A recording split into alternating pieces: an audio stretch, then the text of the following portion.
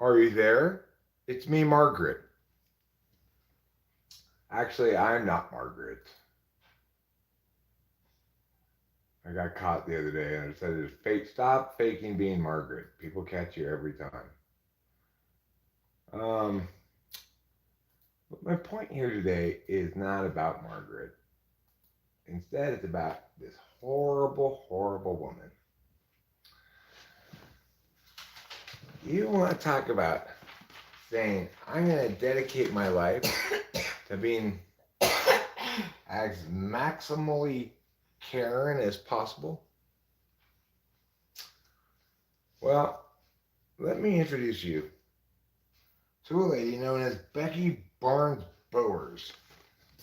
Becky Barnes hyphen Bowers. Okay. This is the Mariposa newspaper for our county. It says here, dedicated to the people, places, and issues relevant to Mariposa County residents.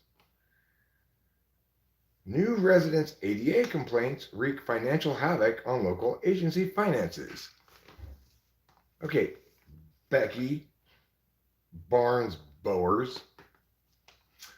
A flurry of state and federal complaints against local agencies for Americans with Disabilities Act compliance issues over the past couple of years have created a paradox where taxpayer dollars are chasing taxpayer dollars, and the one financially benefiting is the plaintiff.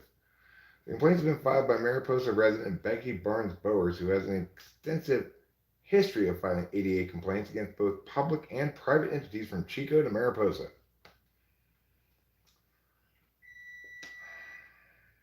She first fired them. She first filed a discrimination action in Mariposa County with the California Department of Fair Employment and Housing. That complaint was lodged against the Mariposa County Fairgrounds for perceived violations of the ADA regarding the lack of wheelchair lifts on the school buses used to transport attendees to and from the annual Mariposa Fair and inadequate handicap parking. In that action, her complaint states, I believe I was denied full and equal access to services, shuttle bus, and parking because of my membership in a class of people with disabilities. On or around September 3rd, 2021, Labor Day weekend, I tried to take a shuttle bus from one of the designated parking areas to the fairgrounds, but the bus did not have a lift and was not accessible for my disability. So what's required here for me to talk about this horrible woman and her shitty ways is for me to explain something critically important. Why has the Civil Rights Act not caused us equivalent problems to the Americans with Disabilities Act, which is one of the worst pieces of legislation the federal government has ever written? It's absolutely wildly unconstitutional. And the thing to take away from this, hello Carlos, hello Boba Fett, is the difference between the Civil Rights Act and the Americans with Disabilities Act is summed up as simply as a prohibition against rights violations of a certain sort versus an unfunded mandate to localities, private personages, and potentially even the states. So, of course, people shouldn't be able to violate your rights based on the fact that you're a different race. Okay? And there are ways of violating people's rights, discriminating against them based on irrelevancy, that are expressly prohibited in the Civil Rights Act. Things like housing discrimination and stuff, right? So that's saying you may not engage in this bad behavior, right? Now, where the federal government gets off thinking it has any jurisdiction regarding proactive measures one might take to accommodate community members who have special problems, I have no idea where they think they get that fucking constitutionality from, because it does not exist. That is not one of their enumerated powers, for fuck's sake. And accessibility is not a right people with disabilities have. It can't possibly be. It's an accommodation that it's nice for communities to make sometimes. But in a community like Mariposa County, people are sane still, right? Except for this new resident. And obviously, if, everybody has deficit areas of a variety of sorts. Nobody is fully abled, okay? Because just having an attentional stack means implicitly you're not fully abled. You've got shit that you're impossibly bad at that other people can handle normally. Regardless, we all have various specific advantages and disadvantages in terms of accessing our environment and stuff like that. Rachel's disabled. She has neuropathy. She can't feel her feet. And so, we can't run across the street as easily as other people because of her neuropathy. I don't need anybody. I don't think Rachel wants anybody to put padded bumpers everywhere in case she falls over. It's ridiculous. This woman does not even appear to be in a wheelchair. She appears to be standing up, leaning against her truck. Regardless, in a sane community like Mariposa County, people behave sanely. If they have a disability, they work out the solution themselves, right? Like, their husband pushes them to the supermarket and maybe asks the guy at the supermarket to help lift her wheelchair up over the curb or something. Imagine the supermarket's got ramp, like a ramp thing you can go into. So you can go into there with wheelchairs, but you get the idea, right? In a sane world, people work out accommodations for themselves. If there's a genuine, huge, massive barrier preventing them from accessing something, then they have a discussion with parties that might help them, instead of trying to use leverage this horrible federal law to rape the taxpayers of Mariposa County. I don't even know what to think, because I used to, in New York City has problems with old buildings making accommodations for people with disabilities, physical disabilities. And it's I'm sorry, NYC, but you have to catch up with the times. If the building isn't up to code, then... Okay, but look, here's the thing. Normally, any kind of code changes include a grandfathering clause. So if they update the code so that now those kind of shingles that we've been using for the last 30 years are no longer allowed because they're too flammable or something, you're grandfathered in, right? That's how everything like that has to work, because otherwise every change in building code would be an unfunded mandate to remodel your house. So the problem here is it's not a code issue. If it were a code issue, obviously she'd be fucked. These were all done before those codes, right? Instead, this is a problem of what happens when the federal government exceeds its jurisdictional scope and makes fucking stupid ass laws that don't distinguish, thinking, hey, the Civil Rights Act was great. Let's do that again, except for disabled people this time. Not recognizing that prohibiting people from violating other people's rights because of racial reasons and in ways specific to race, like housing discrimination or whatever, is not the same thing as forcing people to make accommodations to people who have disabilities. Now, how much of the school funding in your local district, in your county, is wasted on retarded children? How much of it? Massively more than you'd expect. Because those parents, like this horrible woman, like to make lawsuits to make sure their kid, look, my kid is profoundly retarded and also super spastic. And he needs to be in a regular classroom with the other kids, and he needs as many accommodations as it takes. If you have to hire 3 people on staff just to be around him in a classroom just so he can pretend to go to class with the other kids, that's what you have to do. city or county or whatever. That fucking shit is bullshit. There is no positive obligation to accommodate people with disabilities. In a normal community where people are genuinely neighbors, right? People work it out. I mean, but like, say a person, like for instance, like with like problems of like multitude of buildings not being like access for people with disabilities. Well, I don't know. what about the it's not huge bad. problem of multiple buildings having elevators that are no longer up to code?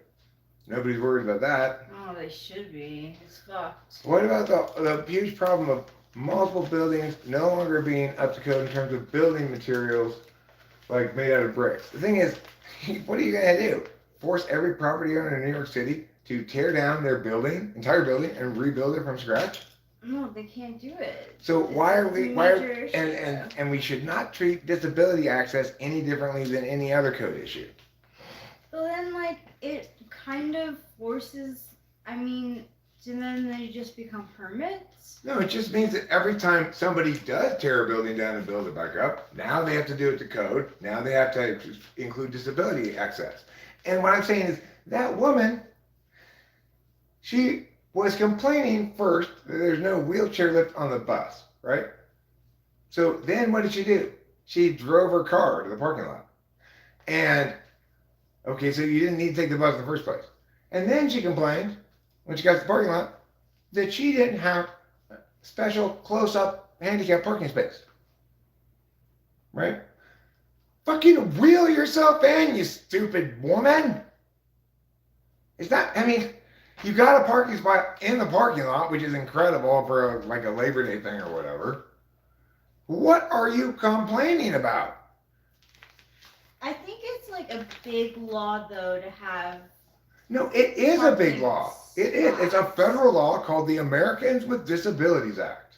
And I am currently explaining to everybody that it is a horrible, terrible, shitty law, that is unconstitutional, not within the scope of the federal government's power, and that this kind of bullshit is what happens as a consequence. It has been as a consequence of legislators not understanding the difference between prohibitions against bad behavior and mandates, unfunded mandates, to accommodate people in all of their possible differing ways. It's insane. Think about all the different possible ways in which a person might be disabled. Every place is supposed to accommodate every one of those disabilities. If in fact we should accommodate disabilities, why isn't every store required to have a sign language interpreter in case a deaf person comes in?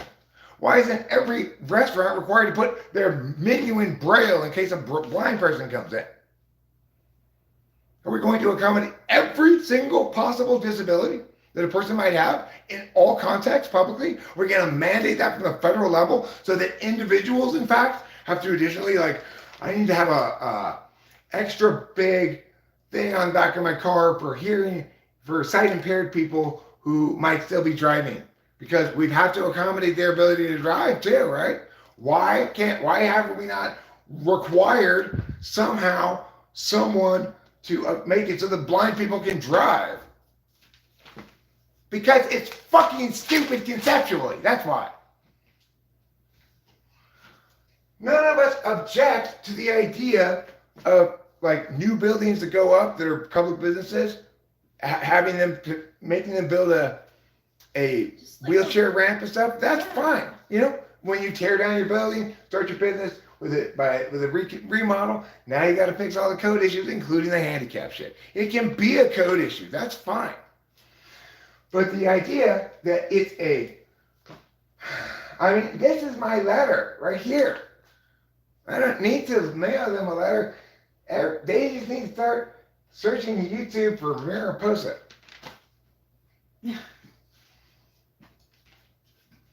So naturally, it's infuriating. I mean, it results in the insanity things like, I have to bring my therapy chicken on the airplane with me, and you have to accommodate me.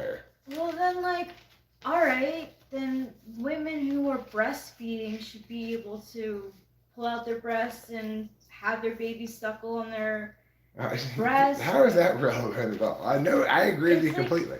The same like it's like No, women who are breastfeeding, they don't need special accommodation. They face unjust prohibition, right? There's no reason whatsoever why any woman in any context should not be able to have her baby suck on her tit. yeah, but then like yeah, That's not a disability, and the thing is, women in breastfeeding don't need accommodation. They just need somebody to not tell them to put their tit away. I do believe that like there are people of the younger generation, like even than me, who like fully believe in like all sorts of equality. Well, look, but the key thing to distinguish between is things that are prohibited because they're bad behaviors, things like discrimination in housing. It's good to prohibit that, right? It's good to prohibit casual collusion among groups of white people from excluding black people from their neighborhood. It's good to stop that. Then, in that instance, you are prohibiting people from violating each other's rights in various ways, okay? That's a good thing. If you tell a woman she can't feed her baby, you are violating her rights, okay? She doesn't need any special accommodation. You're trying to anti-accommodate her and say, you can't do this basic natural human thing. Here, can I breathe? Can the baby breathe? Can't eat. Babies can't eat in here. Can they breathe? The point is, that shit is bullshit because it's a rights violation, right? What? Equivalently so with the Americans with Disabilities Act on every fucking property owner that it imposes its bullshit on.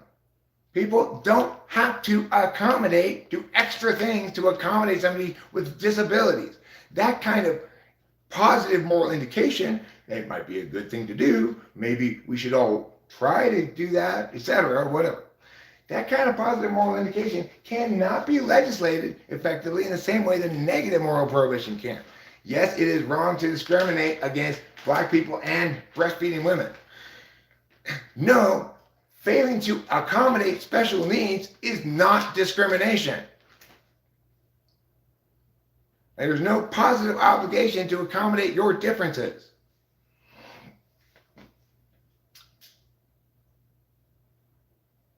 Makes me very, very angry. Well, I think she's kind of scammy. Like No, she's an activist. She's like, she's devoted her entire fucking life to being a Karen, right? Her disability is probably like diabetes or something, I don't know what her fucking disability is, but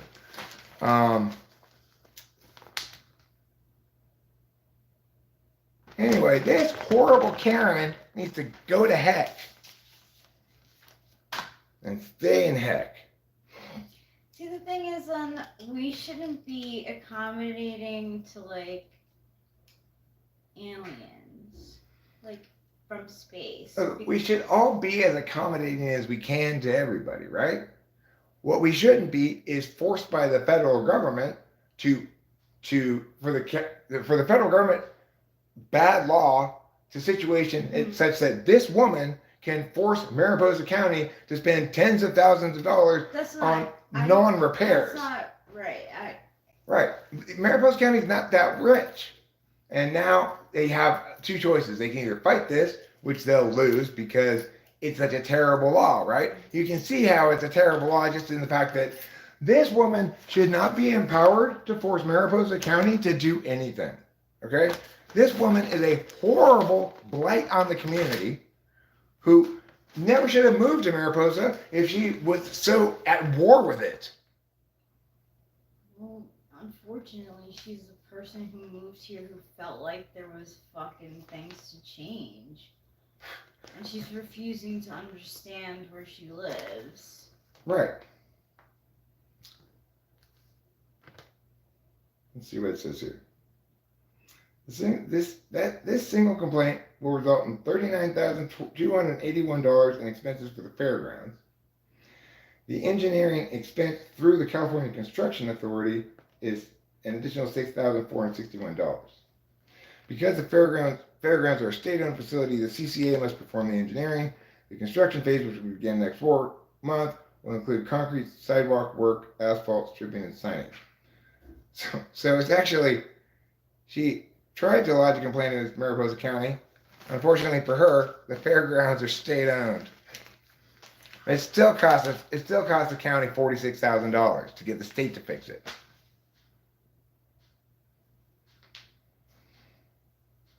I mean, where does it end? Like, as she starts going deaf, is she going to require that the blinky light sounds be turned up? We're gonna have to have everything super loud in the county for her. If in fact she looks kind of pale, if she sunburnt easily, are we gonna be required to put up big fucking tarps over the city so that she doesn't get sun on her face? Things that make sense scale, I mean, right? That's like me like suing the A's for not having any shade during. Mm-hmm. Rachel is unusually prone to sunburn, and they did nothing to accommodate her disability, No. her pigmentation disability, and she did get sunburned. And you know what? It completely ruined her wedding, and that's why Oakland A should pass at least $10 million because a woman only gets married once. Very important. They ruined all of the pictures. You could see the line. Can you imagine? That's what this bitch is doing. Except she's doing it to something I love, Mariposa County. And that makes me very angry. Everything good. I mean, if I see this woman, I'm going to go give her a hearty scolding. You can be assured of that. There's ways of doing it, right? Like, it wouldn't be horrible if someone who wants to see the Mariposa Yosemite Orchestra, who has a wheelchair, that there's a ramp that goes to the school. Like, that's a very little thing, we went and saw right? the Mariposa Yosemite Symphony Orchestra. Is it okay that it was on the grass? Because can you really push a wheelchair well enough on grass? Maybe they need to pave that whole Winona Hotel's grounds. They need to pave them all so that everyone was disabled. In fact, oh my God, they need to put down that like soft stuff under the playgrounds all over the ground everywhere, including tear down those old historic buildings. They have not accommodated it enough. No, that roof. Oh, the shingles coming up. They're not changing a thing. So, yeah, if I do see her in town, I'm going to go right up to her and start scolding the living fuck out of her. Madam, you are a blight on this community. You horrible woman. You've decided that being a Karen is your life's mission, and you're going to maximally accomplish it upon immediately arriving in your new move to Mariposa. When did she move here? She said new resident, yeah. Oh my God, what a terrible person. I know. What a terrible fucking person.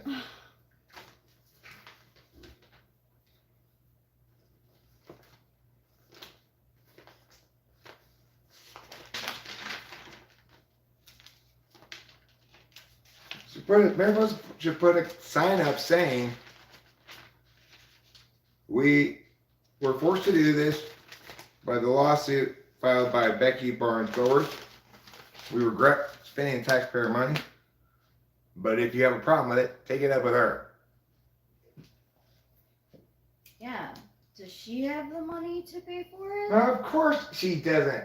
Of course not, right? It's like, or if she does, she doesn't think it's her responsibility to do anything to accommodate herself. Like, was it really that difficult for her to get to the fairgrounds? Doesn't she have a wheelchair lift in her car? I'm assuming she does. If not, then she doesn't really need one anyway, right? No, she does. She clearly doesn't, because she lied and she got into her car and she drove herself over there, and then. I don't think she lied. She initially planned to take the shuttle bus from her truck to the parking lot. Okay. Which was just a school bus, a regular yellow school bus. Okay. That the county was repurposing for that. Well, The county fairgrounds Oh shuttle my bus doesn't have a God. wheelchair lift on it. Honestly, what school bus does it? So then she took her truck, went to the parking lot, and said, I need to park in the parking lot. I can't get in the bus. And they said, okay, well, we'll find a spot for you here because you have a special problem. They accommodated her. This is my read on it. It doesn't say it specifically. And then what did she go? She said, well, why aren't there any handicap spaces? Why can't I park right in front? You're discriminated against me. Nobody's discriminating against you. Horrible, horrible woman. Yeah, but why didn't anyone say that then? Why didn't anybody say what? Why didn't anyone say to her? She went and complained to the fairgrounds manager and said, look, we're doing our best here. You're in here now, aren't you? That's a great answer. Yeah, that's what it said in the paper. And that did not satisfy her. So, Hey, Cam. hi Cameron, nice to see you. I've been thinking about calling you actually, just to say hi and see what's going on with you. The screw fell out of this. Oh my God. I don't know how to, I'll probably never find it. Probably just throw these glasses away. Might as well be trash now with that one thing.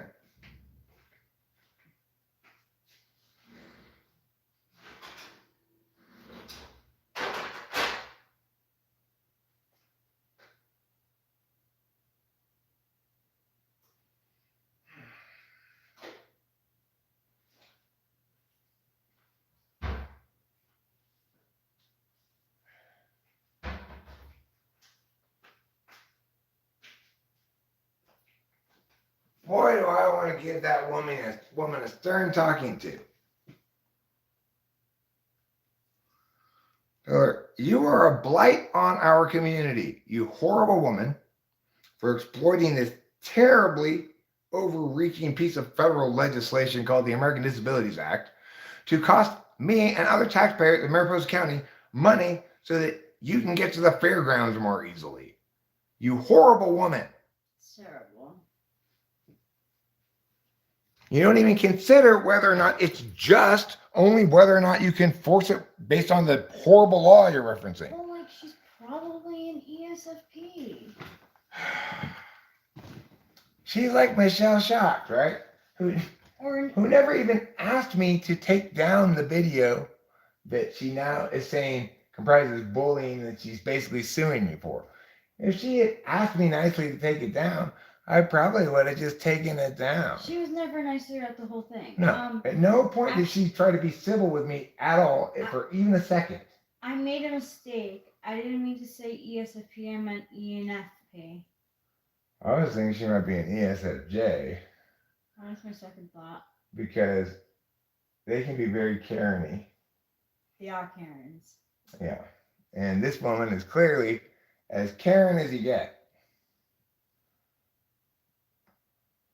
She feels like her doing that is some just form of righteousness. But it's not. Who's they that lied about COVID? I mean, the Trump administration just went like this. Humana. That's all they did, right? Did the mainstream media fail to adequately scrutinize science? Yes.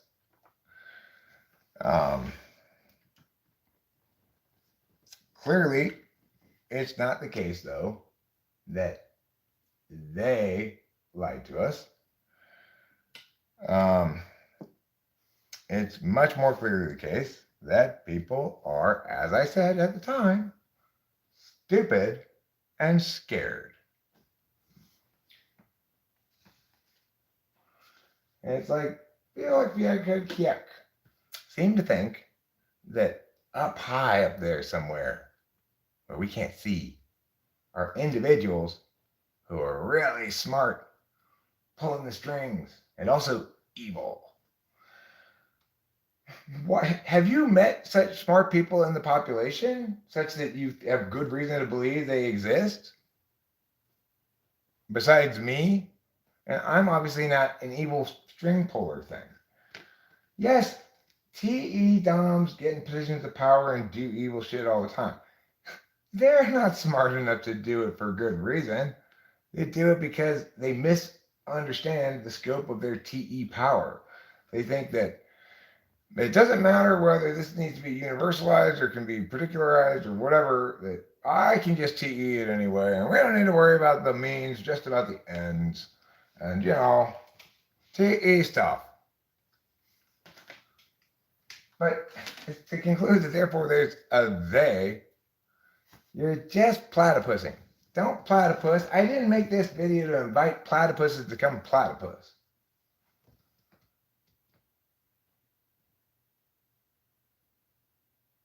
Well, what are some of the lies? The only thing that I would really characterize as potentially a lie in the COVID narrative was that was the 4% fatality rate they initially reported. But I don't think news outlets who reported it thought it was a lie. And it wasn't exactly a lie because that was the fatality rate number they had. It's just had anybody been honest about methodology and what that meant in terms of the stats, they would have not presented it as the fatality number, right? It still wasn't a lie. We may have been lied to, but in media articles on some matters or on some occasions regarding COVID. But the correct interpretation of the global COVID response is dumb people made the decisions, dumb people were controlling the narratives, dumb people were making the narratives, dumb people were operating under the following frame of reference. We have to do something. It's a recipe for shitting in your own mouth.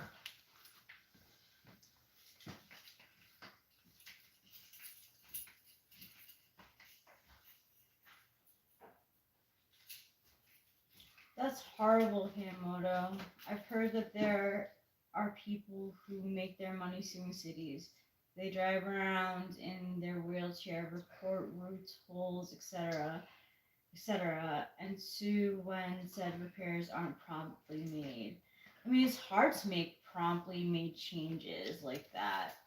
And the thing is, the difference between good legislation and bad legislation. That doesn't happen with the Civil Rights Act because you have to actually have someone discriminate against you, and you have to have a defendant who's actually done something, right? In this horrible law, the defendant or respondent doesn't have to have done anything at all. In fact, the problem can be that they did nothing. That is a horrible law. It comprises an unfunded mandate to localities and states. As you can see, the state has to cover some of this cost of this. Oh, that's why there's gentrification in NYC. And I don't know, some stuff is easy. Like I said, like at a school or like an apartment building where the person lives on the first floor, just get a ramp. It's easy. We got a ramp for your mom when we needed one. Right. No, we didn't say to the city of Arcadia, back when they built this house, you should have made them put in a wheelchair ramp, so you need to pay for it at our house now. No way. Right? No way. Yeah, it's easy to get a portable ramp that you can set up and accommodate yourself. But if you want it to be everybody else's problem, then you're a bad person. Here's her problem. That was just printed in the newspaper, and people in Mariposa are very nice. They are not going to appreciate her. No, not at all. She may just well get shunned, honestly. Well, I hope I see her at some point so I can go up and scold her. The absolute gall of this horrible person Yeah, I mean, and the American Disabilities Act has cost localities so much money, most of it on educating retarded people who will never learn anything.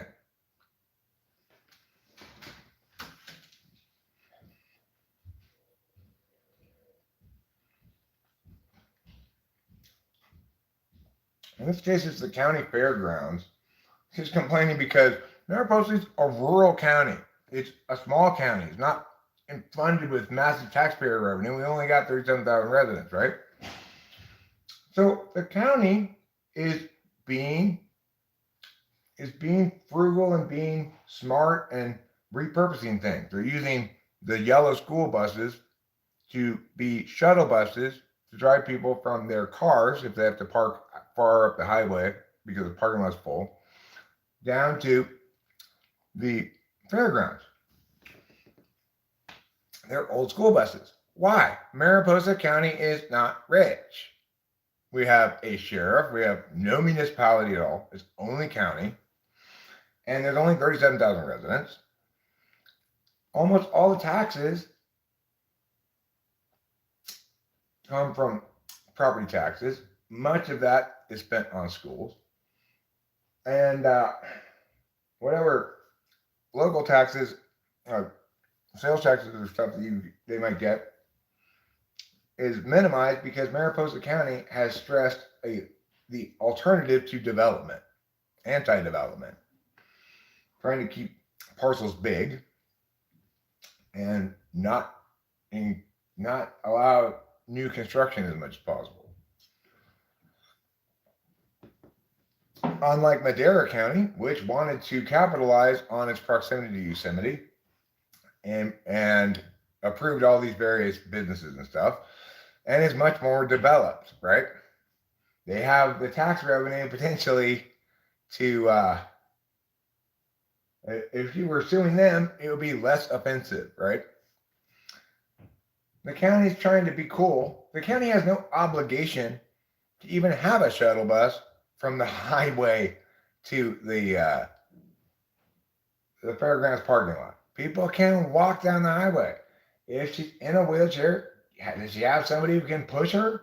If she has nobody in her life, well, then that's what the problem is, right? She's so awful that she has nobody in her life. If she has anybody in her life, surely they can help push her.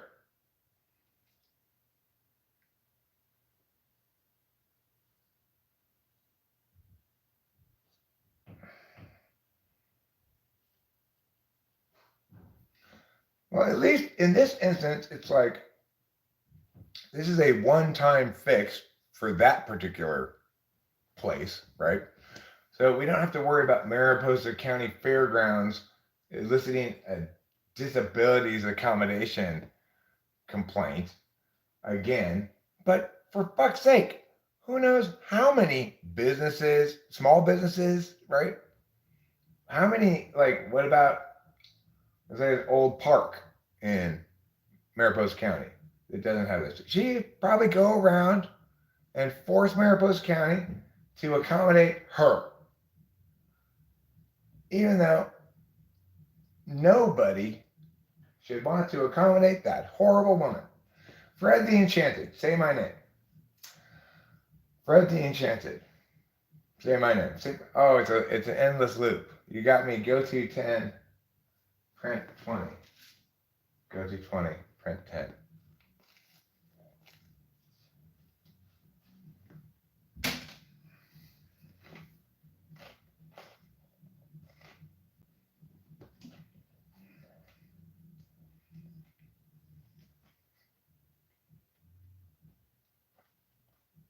Do I know about the RO244 car?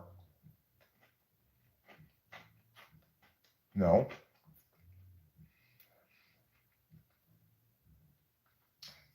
By and large, the federal government should not be telling localities, the municipalities or counties, states, or individuals that they have to do something. It's much less problematic when the federal government is telling people that they cannot do something, because that's how laws should work. Individuals should be prohibited from committing crimes against other persons, against property, against state in certain contexts,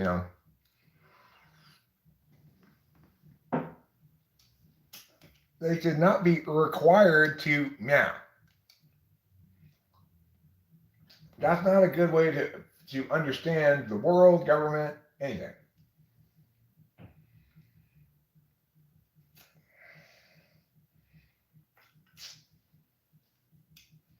So, and here's the biggest problem that we have in discourse, probably, that can be simply articulated. People use the word rights or right incorrectly. People have rights from things, by and large, not rights to things. So the right to free speech is really a right to be free from government interference regarding protected speech. The right to bear arms is really a right to be from government legislation restricting your ability to own and use a firearm.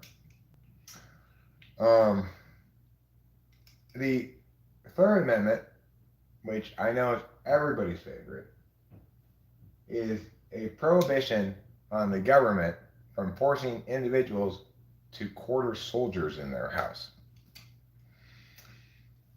The Fifth Amendment is a prohibition against forced confessions, against forced testimony. You could conclude that it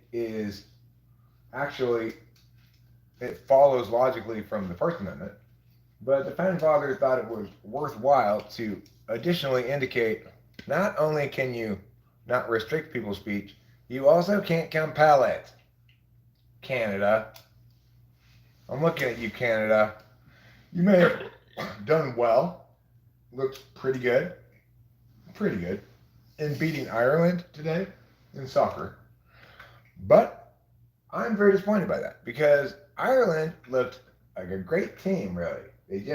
They got unlucky in the first game, lost 1-0, I think, to Switzerland, which is top of the group. And then they went up 1-0 against Canada.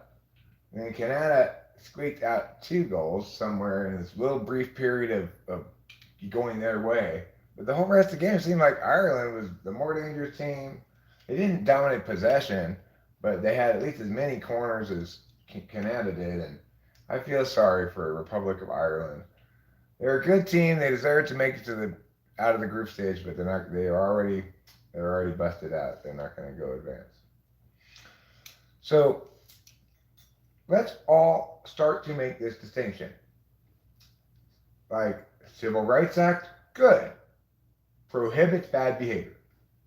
Americans with Disability Act, bad. Mandates positively indicated behavior and doesn't fund it. Big difference, right?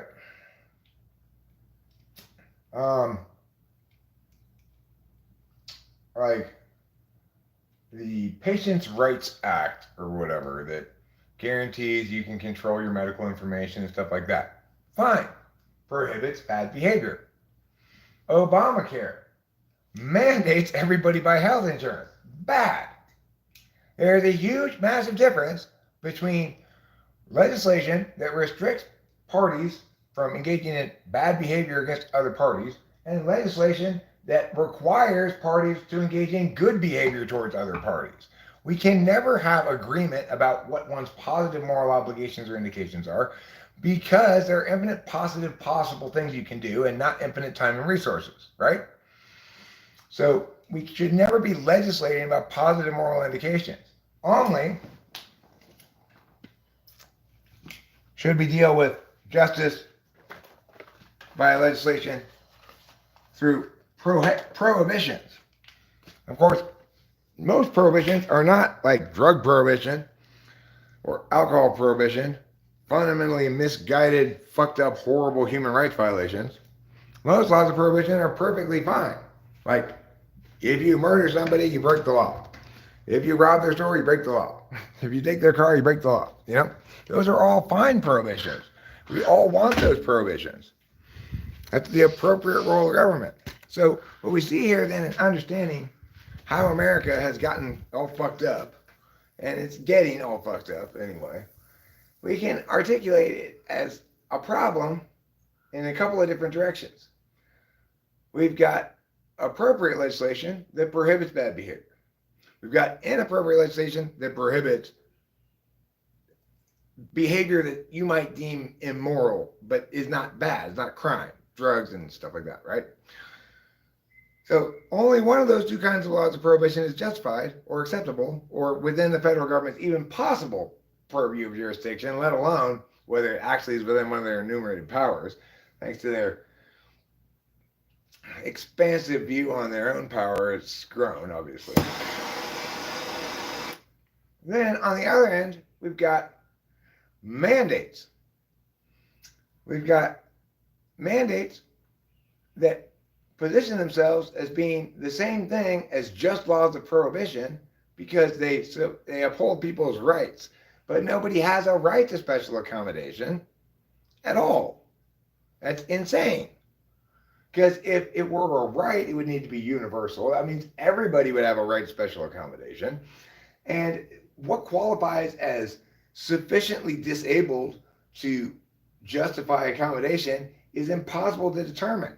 Like Rachel's genuinely disabled, but nobody would believe her if they just saw her walking down the street, but she can't feel her feet. But that doesn't mean every place that we go needs to put down like soft stuff under jungle gyms in case she falls over, right? It's insane. Because of the nature of the thing. You can't articulate really where disability reaches a level where it requires accommodation. That depends too much on the particulars. People's experience is too much defining of their disability, right? And you can't access their subjective data, their experience. So there's no way for us to agree about what comprises an adequate amount of disabledness to justify a threshold where we have to proactively accommodate it. We, right? Which really is not ever we. In this case, it's the state of California and the county of Mariposa. Next time it could be the pizza shop, which I don't know if it has a ramp or not. I mean, I think most small businesses around here are probably wheelchair accessible. But, she'll find something else to bitch about. She's not going to be able to get to the second floor of the, antique thrift store shop that's there in town. We've gone up to the second floor a couple times. It's stairs only to get up there. What's going to happen to that business owner who's running their small business out of that storefront on the main drag of Mariposa when that woman goes in there and realizes there's no elevator to the second floor? You hate mongers. You're discriminating against me. Well, what I hope is I'm in the store at the time so I can rail into this horrible, horrible woman, explaining to her how she is a blight on civil society and she should go move to a different county. She should move to Oakland where people think like her and accordingly live in squalor.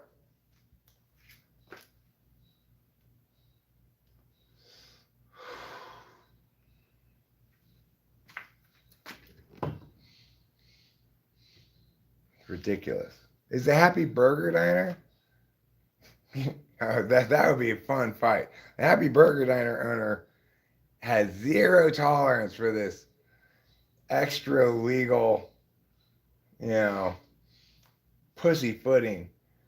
I don't know what you call it. It's like, it's not pussyfooting because it's bold, but it's doing the work of pussyfooting somehow. Like, let's not address actual relevant points, like whether this is a law of prohibition or an unfunded mandate, and let's instead focus on disabled people need help. They need so much help all the time.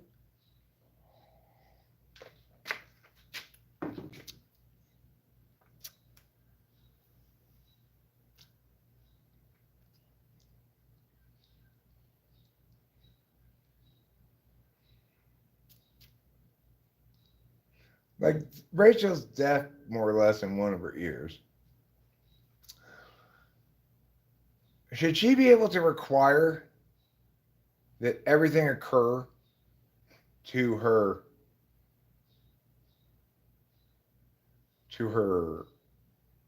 right, to the right of her, if she's facing it? You know, it should like, let's say the Hollywood Bowl. She goes there and says, "This place is set up to allow people to really experience the stereo effects of the music, but I'm mostly deaf in one ear, so I can't really experience stereo effects of the music. So you need to change the architecture of the place so that it comes out of the bowl as a mono signal would. Also, you need to have at least some chairs here turned sideways so that my good ear can face the Hollywood Bowl concert stage." No, we should not do that. Of course not. That's fucking horribly stupid. If you just think about it, right, you can test ideas like this. Should we pass Iroka within a bill like that? The answer is absolutely not, is what Congress should have said, because they should have anticipated all this stuff, right? Obviously, when you're trying to protect a right that's not a right, it ends up being an unfunded mandate. Just as the Supreme Court's decision regarding homeless people's rights, they're trying to protect a right that's not a right. Nobody has the right to take possession of public property for their own purposes. When they misruled on that and failed to distinguish between things that are actually rights and things that are positively morally indicated, maybe, well, then you end up with clusterfucks of disaster, like every major city on the West Coast. You end up with clusterfucks of disaster in a small Karen package who come and behave as wrecking balls in a beautiful, wonderful community that wants nothing to do with these horrible people. Anybody like her. None of us here in Mariposa, I speak for every other person in Mariposa County and say, we don't want that horrible woman here. And it's not because she's disabled, it's because she's maximally Karening to the hit of every person in the county's pocketbook. Because she's so special. Go, Oh, I hope I see that woman sometime. I can keep an eye out for her.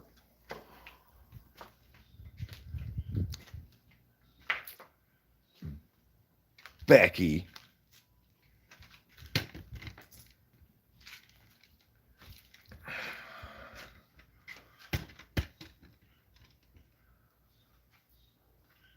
I want to put a sign up somewhere in reference, like if there's a cheap like billboard spot I could buy or something that says,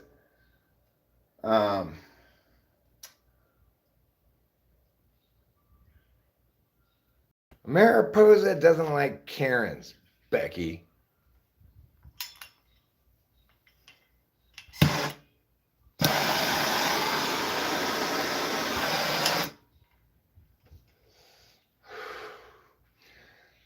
Like, where the fuck does the federal government get off thinking it has jurisdiction and a sufficient scope of jurisdictional authority to pass a bill that compels every municipality, state, county, and even private parties in every part of the country to be at the mercy of whether a bitch happens to come to town, right? Like most people with disabilities, I'm sure agree with me on this. That obviously, you do what you can first to accommodate yourself. Then you ask people you know for help. Last of all, do you require strangers to help you at their expense?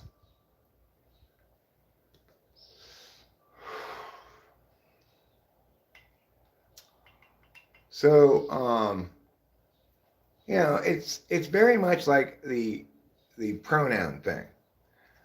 I don't think anybody objects to the idea of a trans person having a conversation with you and asking you if you'd be willing to change the way you talk a little bit to accommodate their special needs, right? Nobody objects to people who actually have special needs coming up and requesting some help of some sort. But the idea that because it's good to then help people who request in a polite and kind way, the fact that it's good to then help them does not mean it's good to make legislation requiring you to help them, right? The onus is on the person with the special needs. First, to accommodate themselves. Second, to include people they know in helping them with their needs. And last of all, and never of all, to forcibly require at their expense communities and strangers to change, to proactively do things in order to accommodate them. It's fucking garbage.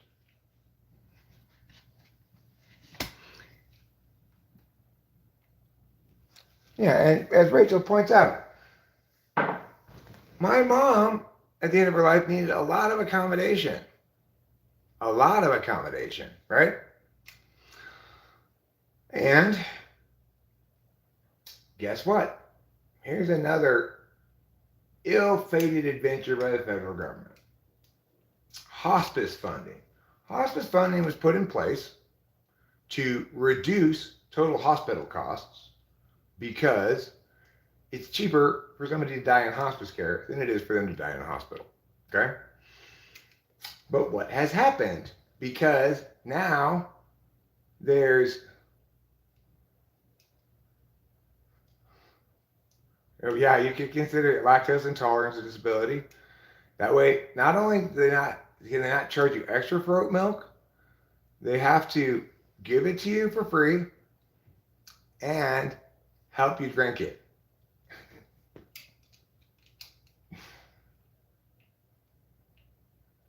Well, in that case here, that is Canada that did that, right? Canada's the one that was, the university was having rules that he could get fired if he doesn't accommodate everybody's request, etc.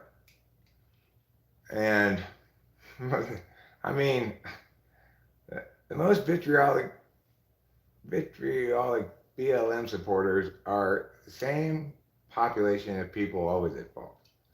Dumb people.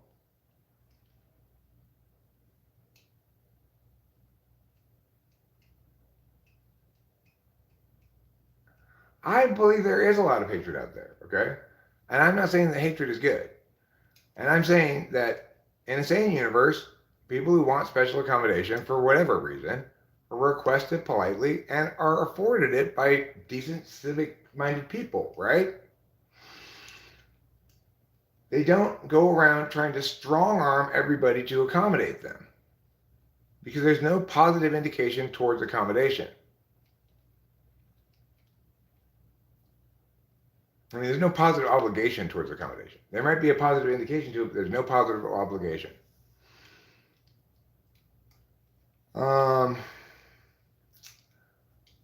Veganism is not a mental disability. It might be, because, Jen is vegan. I mean, but people do have mental disabilities.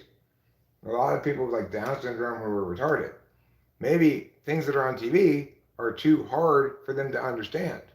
So shouldn't we mandate that every television program also provide many varying shades of difficulty so that the most profoundly retarded person can understand it just as well as the smartest person?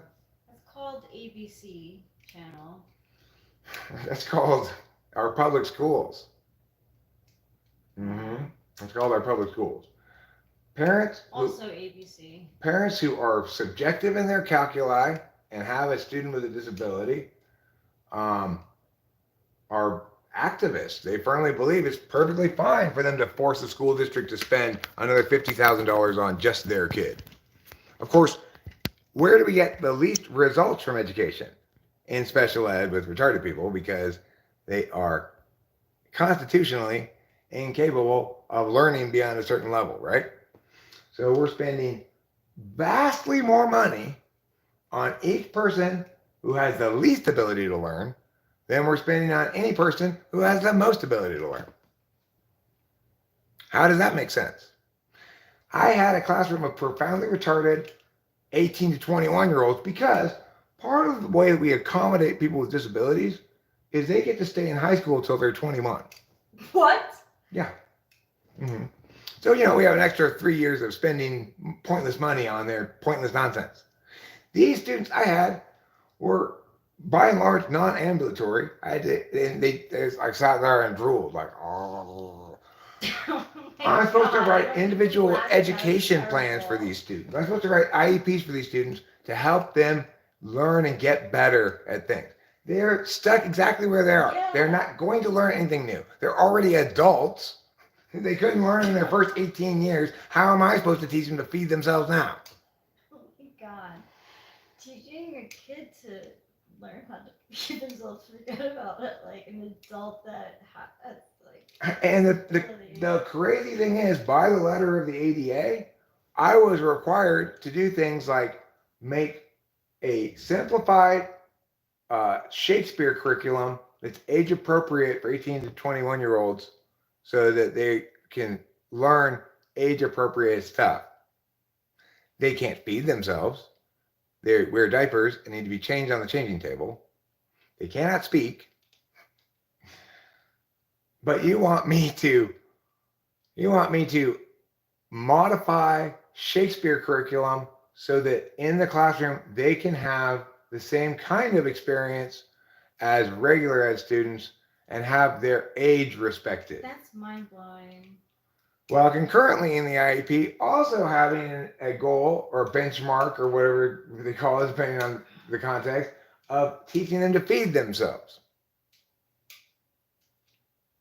Talk about like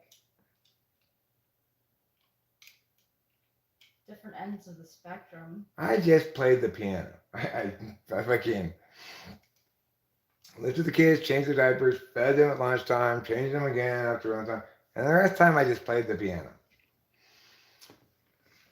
Or I walked around and lifted other people's kids for them, you know. Of course, I was not, nobody actually tries to do that. It's in the law. The county could get sued for failing to do that, you know.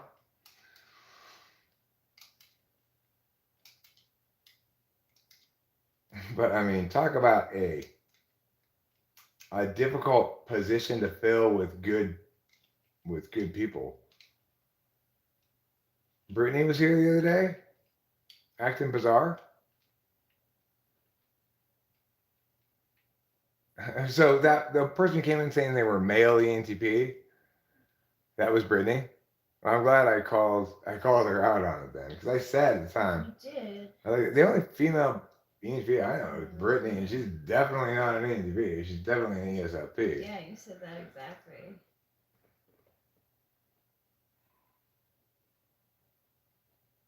But, you know, because she's an ESFP, in one ear out the other, makes no difference to her. Her subjective epistemology functions are running the show either unconsciously, autopilot, in the 8th slot. No, actually, sorry. In the 5th slot. Unconsciously, the value, absolute value, or as a tool function, their primary instrumental value. Subjectivity is written all over their stack. And it won't make a goddamn bit of difference what anybody says. To Brittany, she'll always be an ENTP. I'm assuming Club ESFP also thinks she's an ENTP. He's an ENTP. And will never change his opinion, no matter how obvious the distinctions are between us, no matter how clearly I articulate them, no matter how clearly anybody else articulates them. He will never concede that he's an ESFP, probably. Ampora, someone asked, what's the most difficult type? And the majority of people said INFJs, and I was like, no, it's not INFJs, it's ESFPs who think that they're INFJs. Exactly, right. Because the population of INFJs in the world is mostly ESFPs, ENFPs maybe, Mm-hmm. ISFJs, ESFJs. Almost every INFJ self-identifies as INTPs. such. ENTP self-identifies as? INTP. INTPs? They might self-identify as INFJ? Yeah. Almost every INFJ who self-identifies as such is not an INFJ. So if you're evaluating, you're taking them at their word, they got their own type right, and you're evaluating INFJs accordingly. Well, you know, it depends. It's like if you don't like ESFJs and all the INFJs you know are actually ESFJs, well, then there's your problem. It has nothing to do with INFJs. People who know actual INFJs don't have any problems with them, um, unless they're trying to control their life. You know, then INFJs aren't going to like that, obviously. But No. oh yeah, there's all kinds of wild stuff happening out there in terms of typology confusion. Because as far as random armchair philosophers across the world are concerned, it's one of those kind of topics that you can safely talk about without ever saying anything. You know, like tarot, astrology, whatever. Because those things are all NI anyway, you can safely talk about them, not worry about ever actually defining anything, and still get its utility out of it. You can get no utility, truth, value, or purpose, or anything out of typology without incorporating TI critiques. You cannot intuition it to good effect, although that's how Jung came up with it. And you certainly cannot subjective epistemology it at all, like as indicated by Brittany and Club ESFP. Yeah, I'm gonna smoke a cigarette. They clearly, their epistemology function, the deliberation function is FI tool. That's their way of going about business. They know what they want to be. Therefore, that's what they are. But I mean, I agree. That's what psychology in general is, Taylor.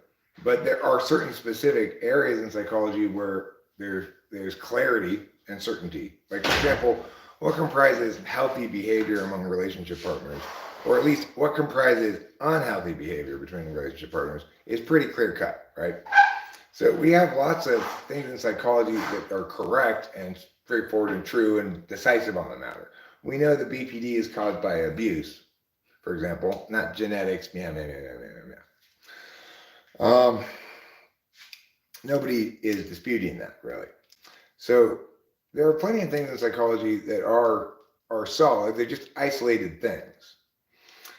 But then there are other things in psychology that are complete bullshit that even armchair philosophers shouldn't touch. Things like the Big Five, because people simply do not have those attributes, and there's no way that Big Five could possibly establish that they do, because people don't have our descriptions of a generalized set of various words that link to this other word, right? That's just not how people are. Instead, we have process habits or process expressions of self that are processes called paying attention.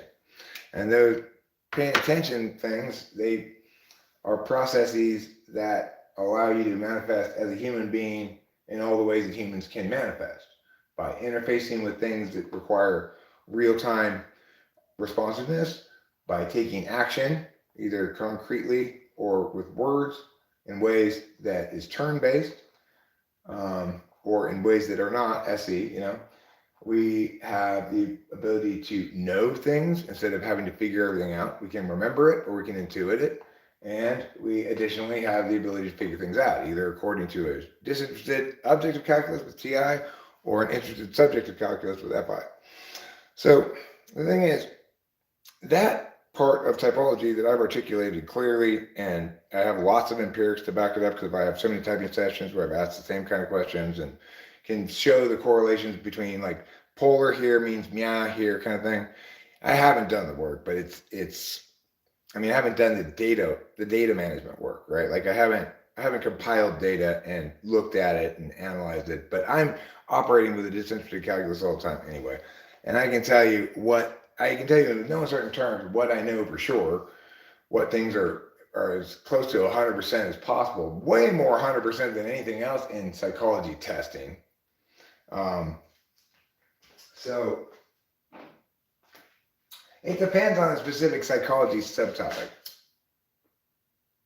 Typology is one that's put in the same pile as Big Five because they both purport to explain personality. Of course, only typology actually explains personality. Big Five just presents some metaphors that seem these broad, undefined terms, or poorly defined terms. We seem to be able to measure some degree of this based on our arbitrary assessment and our circular validation protocols. That we can measure this in everybody. Therefore, everybody has this.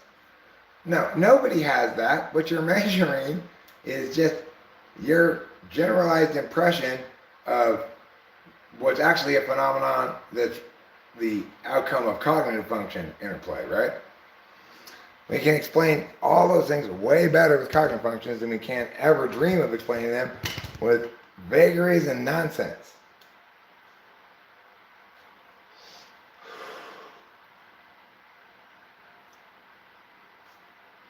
Grapefruit juice? I don't have any grapefruit juice right now.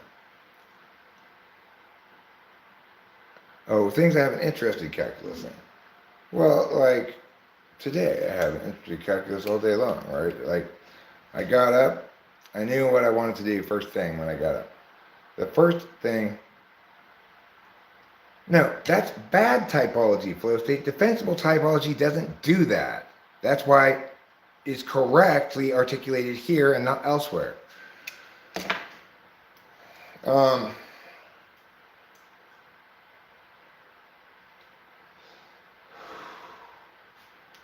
No, I agree with you, Taylor.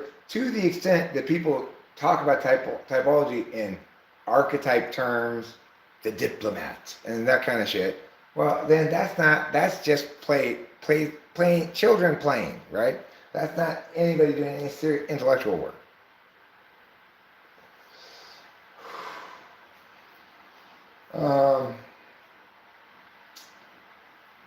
But that doesn't mean I'm not. Obviously, I am. I've learned this over the years. Believe me, I started off my adult life with as little self-esteem as anybody. I was absolutely certain that I was actually quite dumb, though people kept telling me I was smart. That I was reproductively not viable. No woman would ever look at me. And that, well, I could win some arguments. There was no right or wrong, really. It was all just debate nonsense. I've grown a lot since I was 20 years old. And I'm an SI conscious user. I've been doing work in terms of case building, case defeating, argumentation, public policy, philosophy, etc. for decades, and I've been doing it the right way. I'm ideationally empowered by my stack to fill in creatively where things need to be filled in. I'm strong enough in my TI tool function to successfully have scrutinized something to determine where it needed to be fixed. And I'm persistent enough in my 8th slot SE because I like YouTube that I just kept doing it. Kept making more typing videos and typing more people and learning more things and blah, blah, blah. And so now for the last couple of years, I haven't had to repair any broken things very, very much at all. Like, nothing I've said was wrong in the last couple of years now. I might have some new insights on things, but by and large, you can trust those videos. And my understanding of typology hasn't changed much. Just details have filled in a little bit, right? That's how you know you're right at that point. Because believe me, I cannot possibly tolerate being aware of wrongnesses with what I'm saying without articulating those wrongnesses myself. And I'm very good at being aware of when there are contradictions in what I'm saying, etc. I'm as good at it as anybody I've ever met. So, obviously, if you just understand the processes of SI over time as being cumulative, and respect the fact that practicing discursive engagement in a forum like this for years and years and years, especially when you're natively skilled with such engagement, is going to make you even better at it.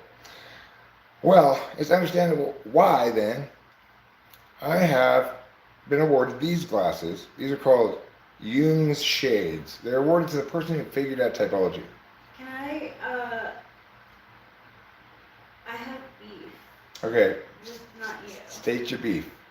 So, the Socionics Reddit that I'm on, the INTJ LSI, which is ISTJ together, thoughts, and the answer that we gave them, got 3 negatives. I got 3 minus comma points. Well, that's gonna happen, Rachel, when you engage in anything controversial at all. People have 2 different agendas with typology. People who are low NI, let's say 4 slot or whatever, they want it to be something like fasting and retaining your semen, and they want it to be this week's truth and not determinative of anything. Certainly, they're never going to let a label tell them who they are, even though obviously I know who Club ESFP is way better than he does because he thinks he's an ENTP. Obviously, I know who CS Joseph way better than he does because he thinks he's an ENTP. Obviously, I know Melissa Talks way better than she knows herself because she thinks she's an ENTP. So I got called Cope. Well, I was like bullied saying Cope Pan Jungian scum. I should just, I want to reply, no, I'm sorry, I'm just North American scum. Yeah.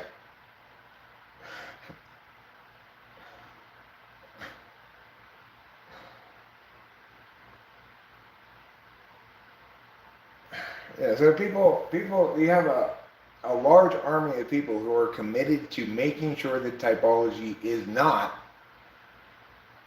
afforded the space it needs to do the good work it would do if it were to become the dominant paradigm. You've got people who are very opposed to it because if you're an anti-mapping type, you got N48, maybe 37, depends, that's absolute value, but even like 226. N48 or N26, they're not going to be in favor of this notion that the map is something other than their tool to accomplish something else, right?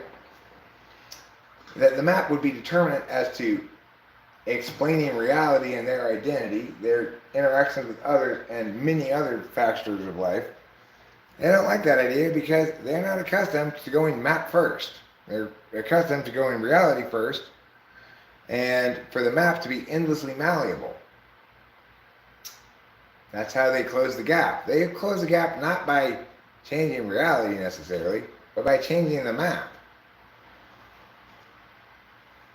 It's a more sensible way to go intuitively, right? Like, it's much easier to change a map than it is to change reality. But the problem is, if that's your MO, then you don't recognize when a map's exactly correct and oughtn't be changed, and instead ought to displace all other alternative mapping approaches towards that particular thing. That's what we have in typology. We have a single correct map, and it should displace all other attempts to explain it because it's correct exclusively. Of course, in this environment, it's impossible for me to establish that, even though you'll know I'm the only one saying that. Nobody else is saying their interpretation of typology is exclusively correct. Why? Because they want to say either there is no exclusively correct interpretation of typology, or they know they can't substantiate that claim, or they think that it's not good for business. One of those kind of stupid reasons, right?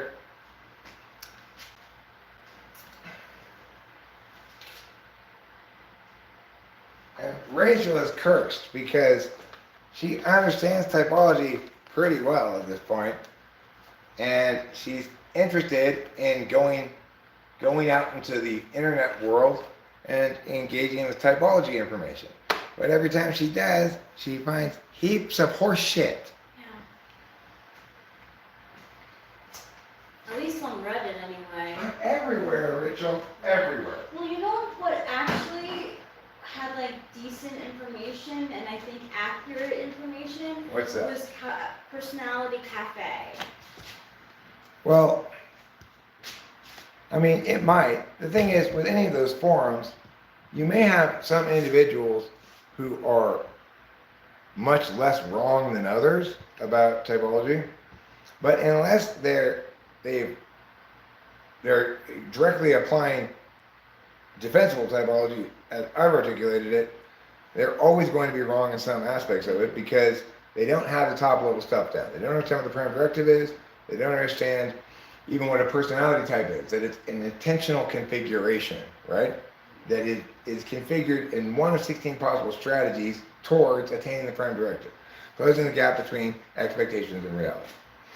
Each of those configurations can be expressed in terms of what its basic approach towards closing that gap would be. As I indicated there, if you got NI 4 and 8, ends 4 and 8, then you're going to close the gap by not letting any map be determinate and finalized, really, except for TI. If you're an ESTP, you'll be fine with the implicit map that TI presents, which says if shit's bullshit, it will contradict itself in ways that you can tell and parse it out and dismiss it. So ESTPs will always be able to dismiss things that are bullshit, but they're much less able to or willing to affirm things that are true as determinate, right? If they're maps, they're plenty likely to affirm given actions as true or given mythologies as true, but not maps as determinate, right? So if they're given understanding of how a thing works,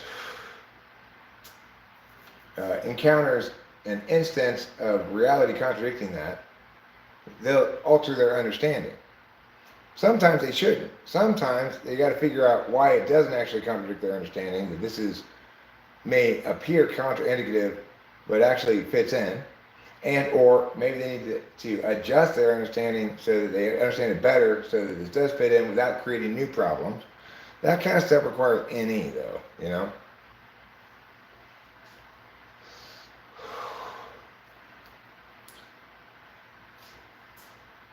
And not that ESPs don't have good enough NE for their purposes.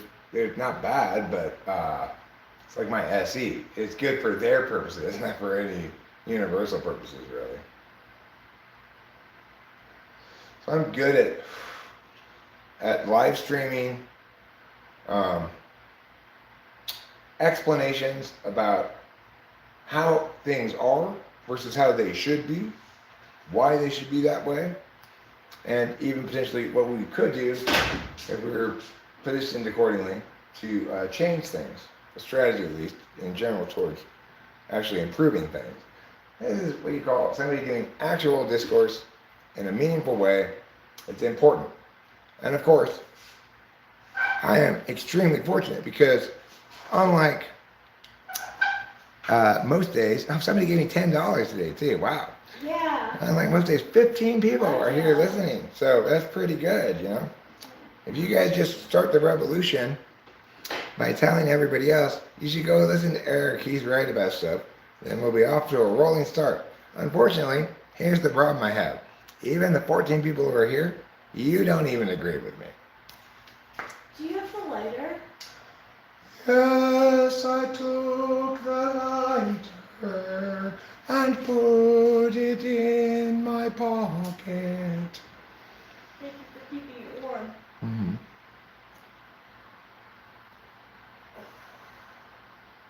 People, businesses who are flawed, who have too much power, versus governments who are flawed and have too much power.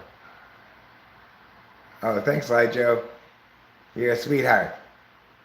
I know you're making bank. Um, right. Well, and the thing is, but my point is this: when you parse prospective legislation correctly initially, you never pass the American Disabilities Act. Somebody points out that this is not a corollary to a Civil Rights Act because you're mandating positive indications, not prohibiting negative behavior. And that will never work. It's going to be a disaster on multiple levels. We're going to bleed money from this, from all corners, right? And for why? Just because it's better to have a society that is accommodating to disabled people doesn't mean that we should empower them to sue others when it's not.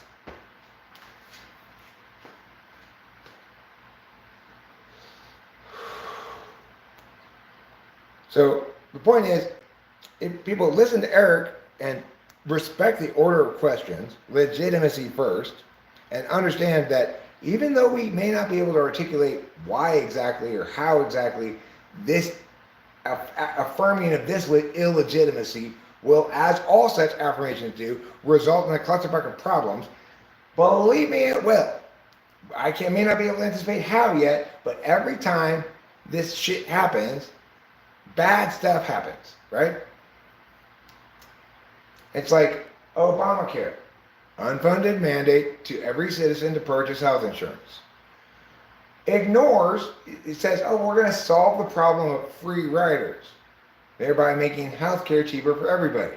Except the Obamacare Act, which is called the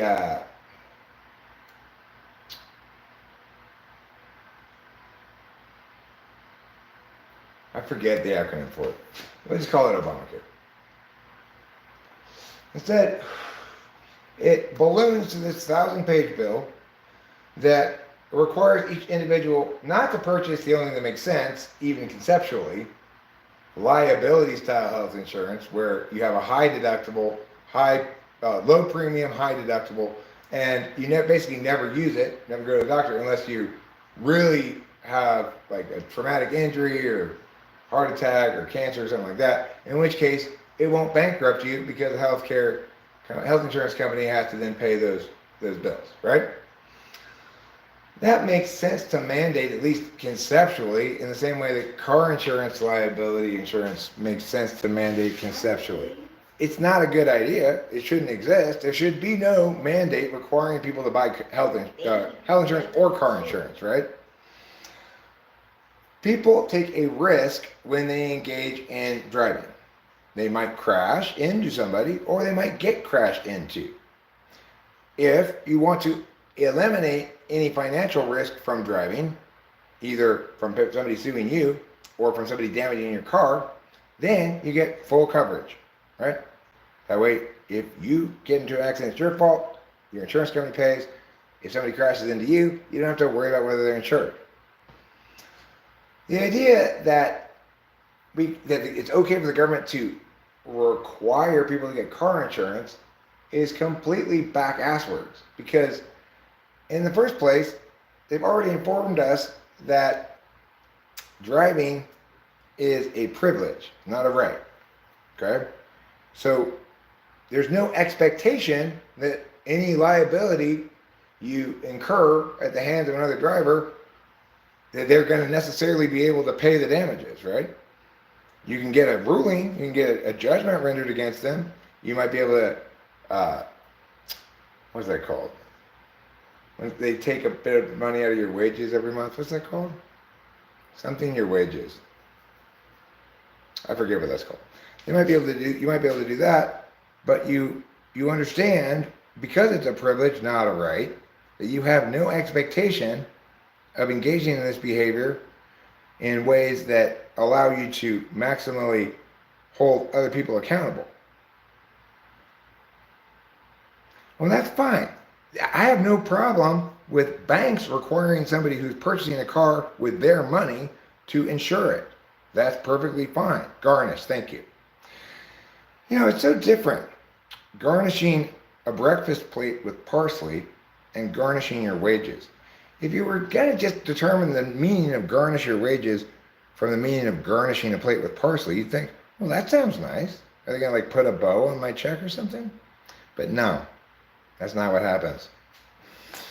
Anyway, I like to garnish my face. I just put a couple of sprigs of parsley on each beard side. People never eat it. They just leave it on the plate, but it makes them feel like they had something green then. And fancy. Yeah. If you're having bacon, eggs, and toast, you might think like, oh, this is heavy. But if you see a couple of big pieces of parsley on the plate, you go, vegetables. I mean vegetables. What could be better than that? Eating anything other than vegetables? Okay, well, yeah, but some vegetables are good. I like vegetables sometimes. I like salad. Of course, it's got to have some cheesy dressing on it. You can't just give me plain lettuce leaves. What's the problem? I'm juggling. Oh, you want me to carry something? Give you the. Thank you. Mm-hmm.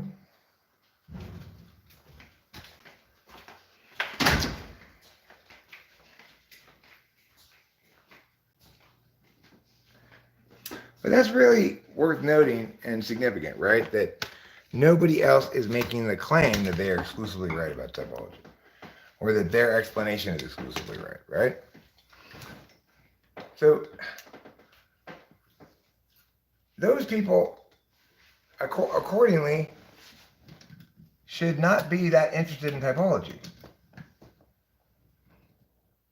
They're talking about it as though it were meaningfully informative about people. Yeah. Eric, do you have any general ideas on what American foreign policy should be going forward? Should we continue upholding NATO? Yes. Are American in favor of defending Taiwan? Absolutely. And step one regarding China is changing the narrative. The narrative needs to be changed to this. The United States supports China's one China policy, provided it's Taiwan that governs over the mainland. And America will no longer be referring to or play any part in referring to Taiwan as Chinese Taipei.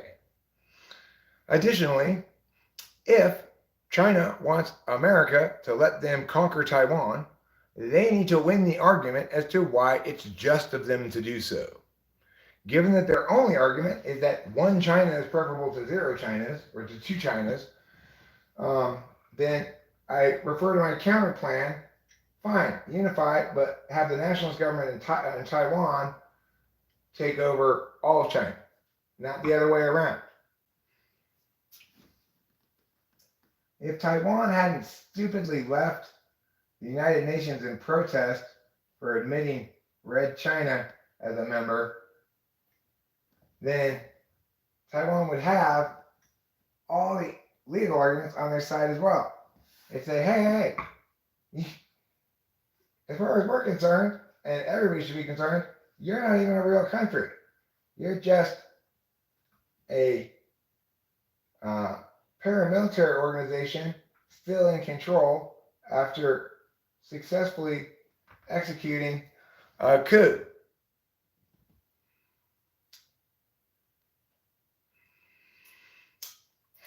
I've been to Taiwan and I've been to China. Okay? Taiwan's great. It's like a regular place, right? Cool shops, bars, hotels, whatever. Things are made well. The air is clean. I will say this about Taiwan. There are 0 birds anywhere in Taipei. I do not know why, but my guess is that the Taiwanese people ate them all. That's just a guess.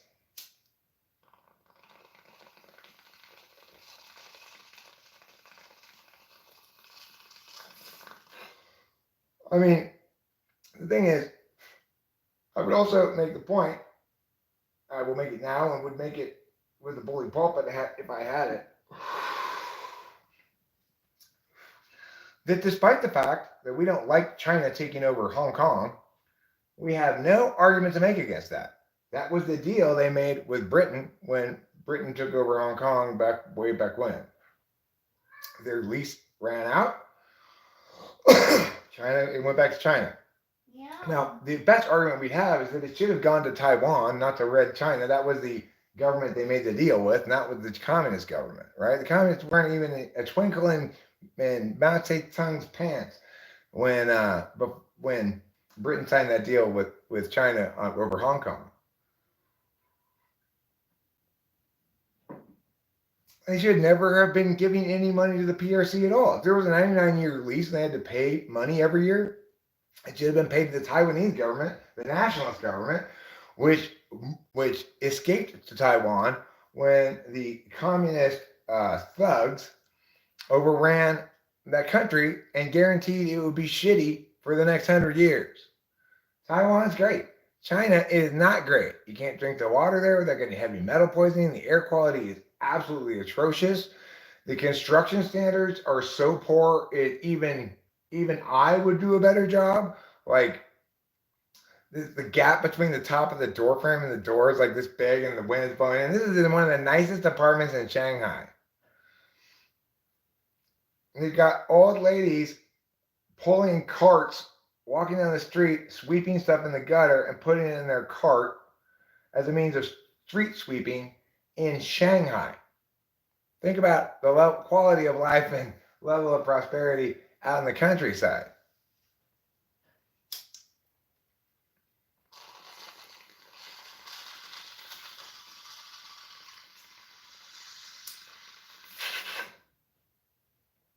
And all of the people are trained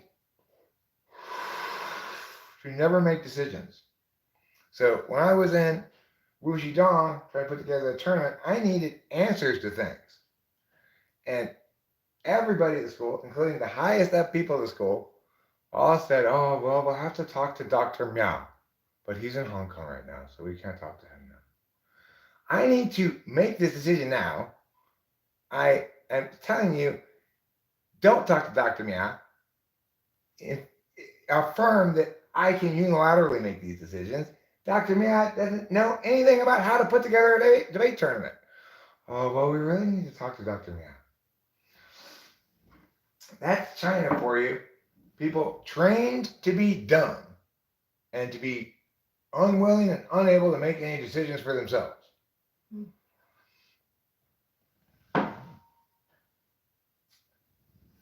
So fuck yeah, we're gonna support Taiwan. We should never have gotten, we for decades now allowed China to slow boil us. We let them, okay, we'll compromise on this thing. Okay, we'll compromise on this thing. Now here we are calling them Chinese Taipei and doing nothing as they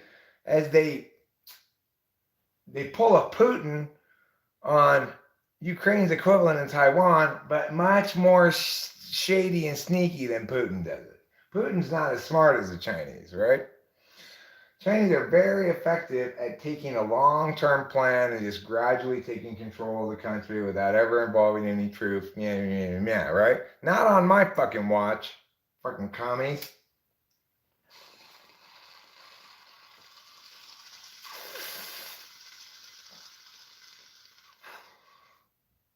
They're not even commies, right? They're just authoritarians. They don't even they can't make any possible legitimate claim to socialism when almost everything is manufactured for profit in their country. Like, so much stuff is manufactured in China, right? And why? Is it because they want to give their people jobs? Okay. Well, but why are you able to pay them? Oh, because capitalists buy the products. Just as Chinese people buy products from capitalists. In no way, shape, and form can China be said to be socialistic. It's just authoritarian, and that's why it's so fucking backwards.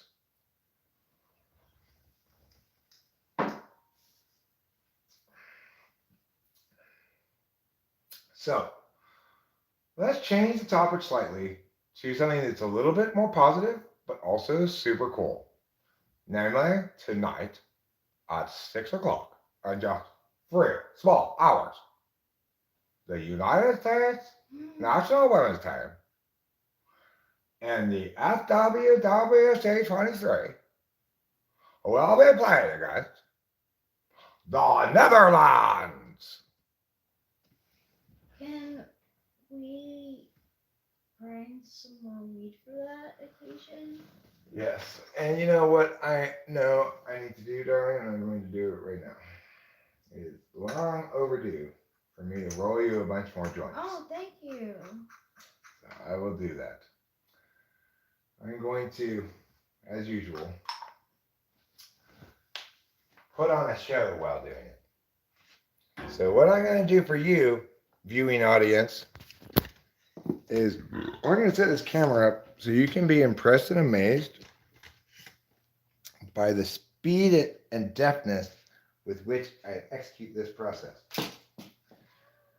You could consider this perhaps lessons on how to roll a bunch of joints quickly. I don't really think I need lessons, Eric. Oh, you need lessons. You do. You need to learn how to roll joints better. I don't care how well you roll. It's unlikely you roll them as fast and efficiently as I do. I've been rolling joints for a long time. You are very fast and efficient in it. And I may not have great TE, but once you figure out the TE how to rolling a joint, then it's just a matter of SI practice. And I've had a lot of practice.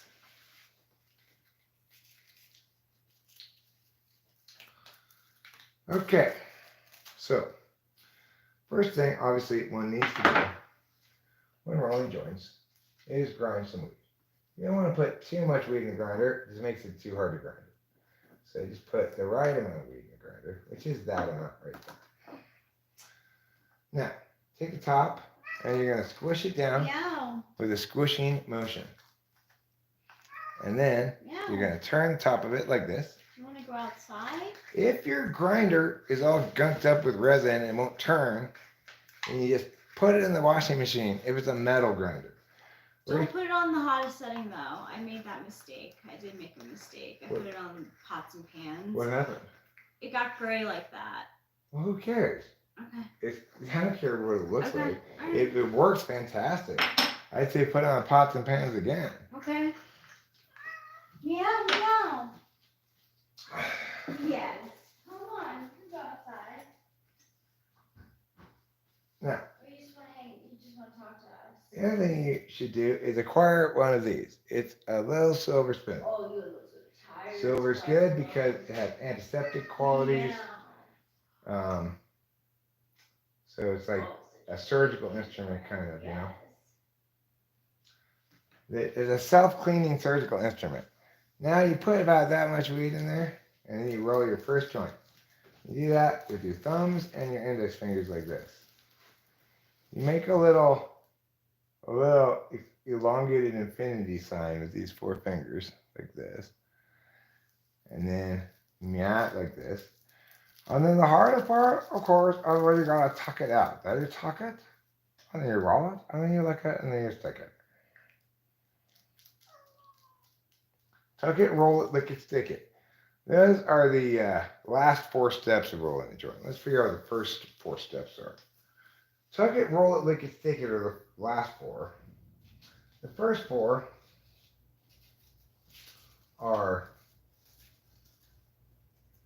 set it, scoop it, lay it,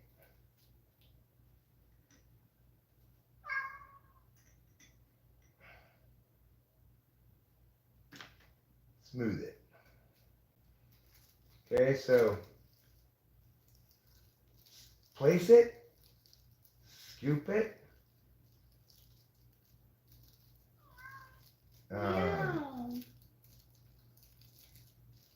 place it, scoop it, lay it, smooth it. Meow. So that's Yeah. maybe just say I don't even want to go outside. scoop it, lay it, and then tuck it, roll it, lick it, stick it. Scoop it, lay it, tuck it, roll it, lick it, stick it. Those are the steps of rolling a joint, okay?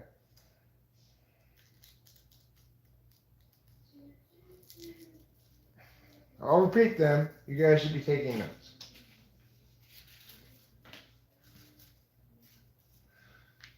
Scoop it, lay it,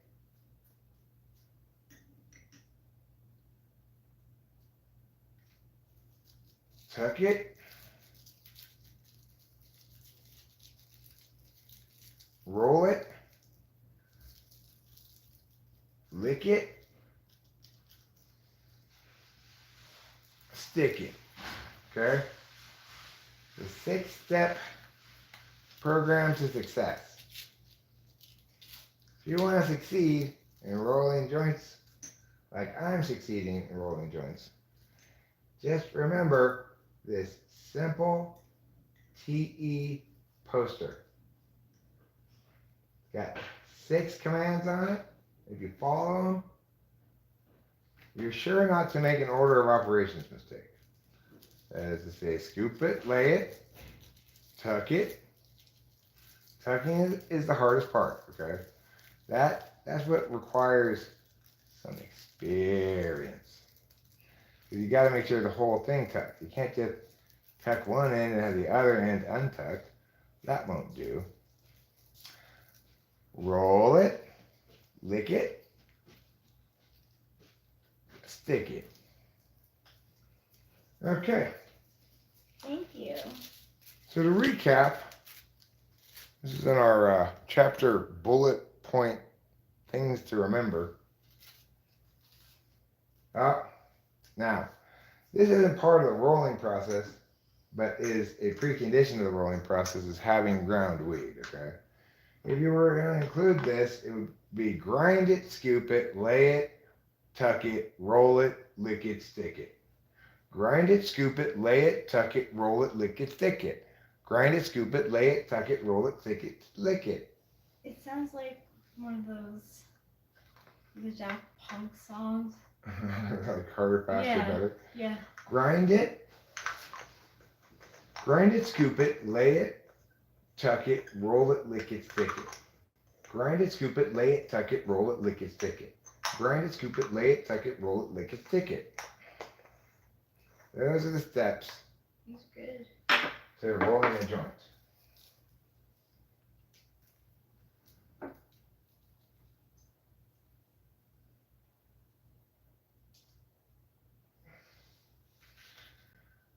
Grind it, scoop it, lay it, tuck it, roll it, lick it, stick it. The steps. Somebody should make a poster for college kids to put up in their dorm room with that on it. Mm-hmm. I bet people would buy that. Yeah. How to roll a joint. Grind it. What I'm doing now. Doing the grinding step.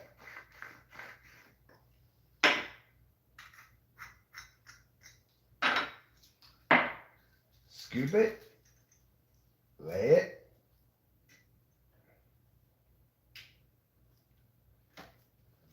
Tuck it.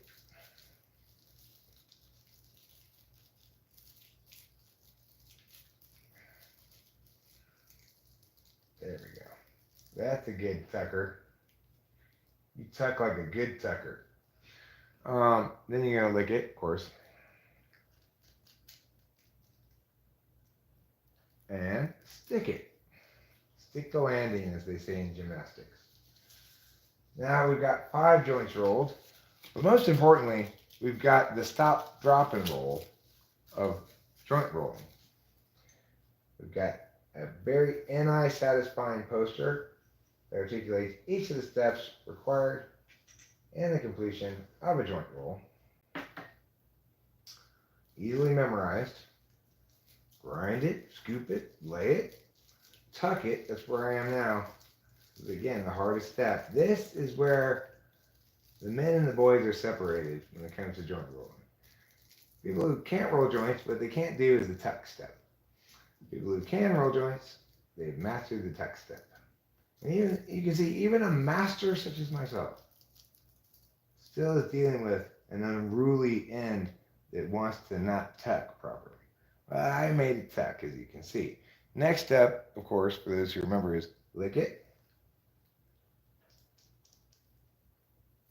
I recommend using your tongue, but go ahead and experiment if you want. And stick it. That's 6 joints. My goal is 10 joints. So I'm going to do 4 more. And who knows? Maybe like a baker, I'll make 10 joints, magically turn into 13. It'll be a coven of joints. Or a baker's dozen.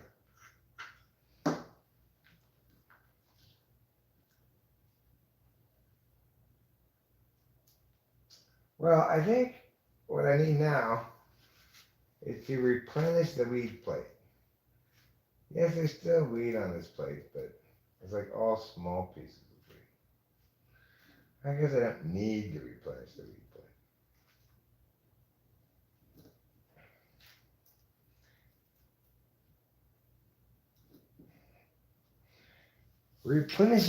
plate. Self-replenishing weed plate would be a good invention. Somebody, you just put weed in the bottom of it. It had a drawer, right? You put a drawer of weed in the bottom of it, and then on top of it, it has a plate that has ground weed coming up from below, and it's self-replenishing. As soon as the ground weed gets too low in its stack, it just pushes some more ground weed on top of it. I like that. Self-replenishing weed plate. Self-replenishing weed plate. Someone get on that. Yeah, I could totally see them having that on Amazon. Yes. It's like the automatic cat litter box cleaning device for people who want to smoke ground weed. Yeah, exactly. Now, prior to Cameron's last visit, I was thinking that we had the best grinder ever. And then I thought, Cameron probably does it better. Because he's got, I thought this before, right? But he probably does it better because he's got a coffee grinder. It's better, right? But then during his last visit, he articulated that he thinks his coffee grinder that he has devoted to grinding weed grinds it too small, and he prefers this grindedness. Interesting. That's good. So now I'm thinking, this is specifically made to grind weed to the right grindedness, so maybe it really is the best option. Yeah. There may be like a bigger machine that's specifically a weed grinder as well that maybe does this better than this does. But this is the best grinder I've ever had. Like every other grinder I've ever had has broken in fairly short order, including metal ones. Wow. Because it has to be high quality metal. If they make it out of aluminum, those things break quickly. They don't break as quickly as the plastic ones, but this is a good one. Thanks, State of Oregon. Yeah, thanks, State of Oregon. Thanks, guy at that store who said, get this one. Yeah, thanks, guy at the store who said get this one.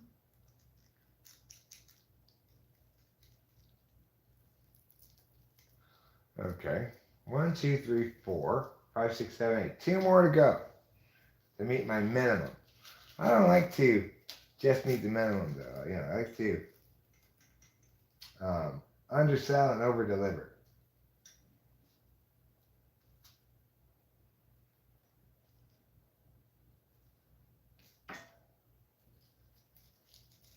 All right, so just to recap again, the key thing to remember from this stream, if you remember just one thing. If you remember just one thing, remember these 6 things. Grind it, scoop it, lay it, tuck it. Tuck it, I said. Roll it, lick it, stick it. It's 4, 8, 9. That's 9 joints right there. I've got one more joint's worth of weed in the grinder, and then I'm going to grind another grinder's worth of weed. Grind it, scoop it, lay it,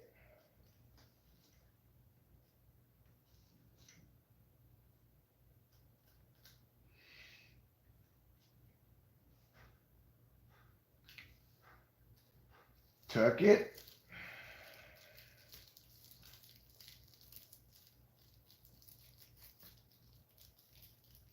if you will wear a shirt, you must tuck it.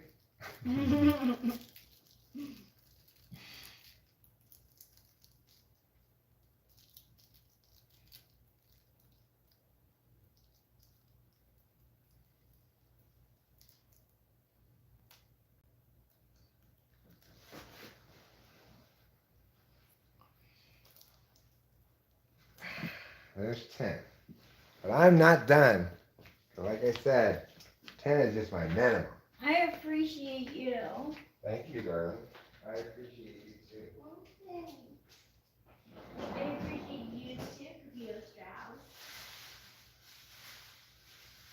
Also, you continue to appreciate and value.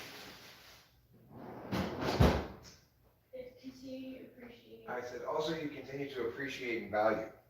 Yes, appreciate and value. Now, in value means you become more valuable over time. Oh, invaluable. No! Right, so Hold on, let me come back. it means, I'll come to you.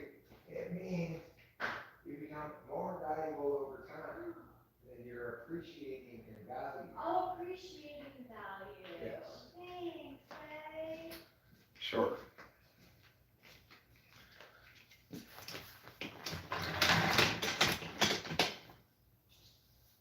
Okay, what am I doing? Oh, right. I remember. I got more weed. For why?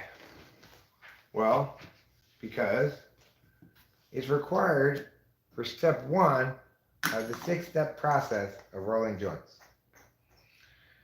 In case you don't remember, step 1 is spelled G-R-I-N-D. New word, it.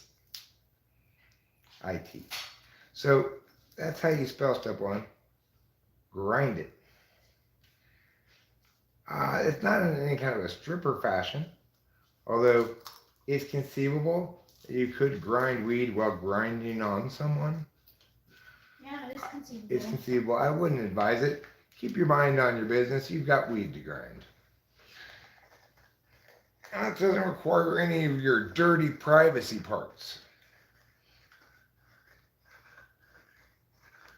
Except your tongue, of course, which you need to lick it. So step 1 is grind it. If you put too much weed in, you get this phenomenon. I call it too much weed.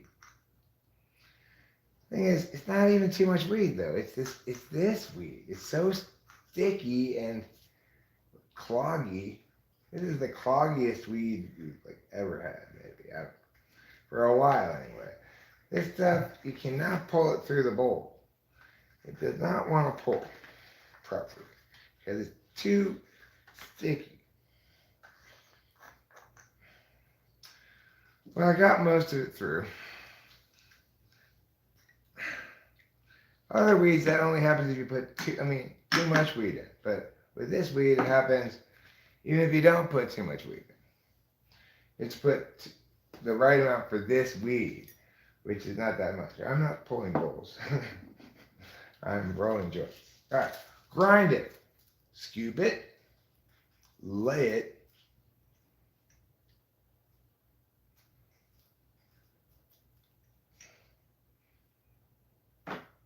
and then tuck it. Tuck, tuck. Come on, Friar Tuck. There you go. Now lick it.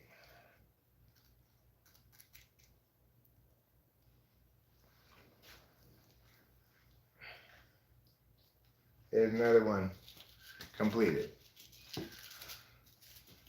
You're doing great. Thanks, darling. You're welcome. A little bit more so that I can more easily include you in the lick it step. Actually, I can sit down. This part is fine. This little chair is fantastic. I can tell. I'm so glad I got it. I'm so glad you did too. That is one of my best purchases ever right here. This little chair, it's like, it's a musician's chair. I'm sitting on the foot part right now. The butt part works as like a back to it.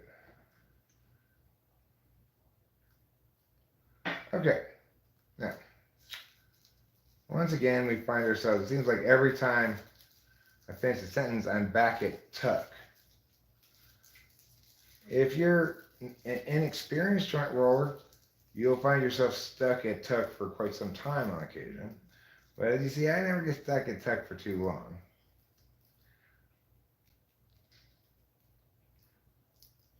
Because I've pretty well mastered the tuck as much as it can be mastered.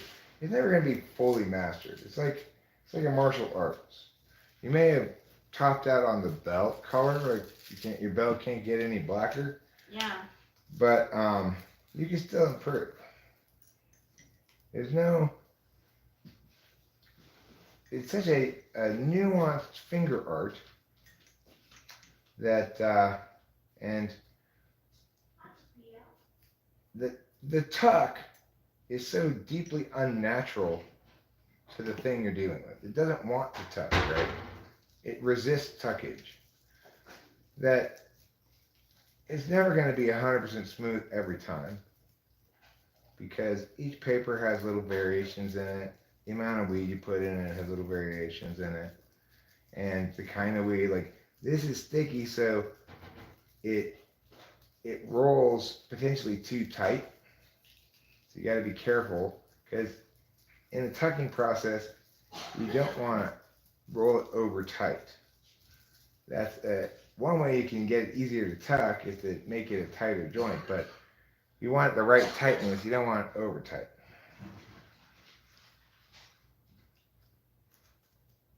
Otherwise, it won't hit properly, you know. Okay.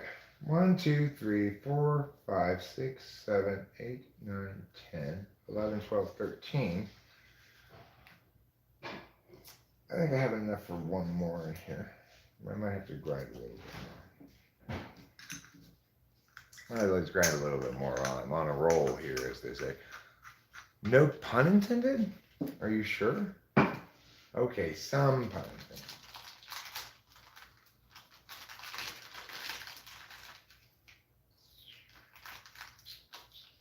So I saw 2 more UFOs last night. Yeah.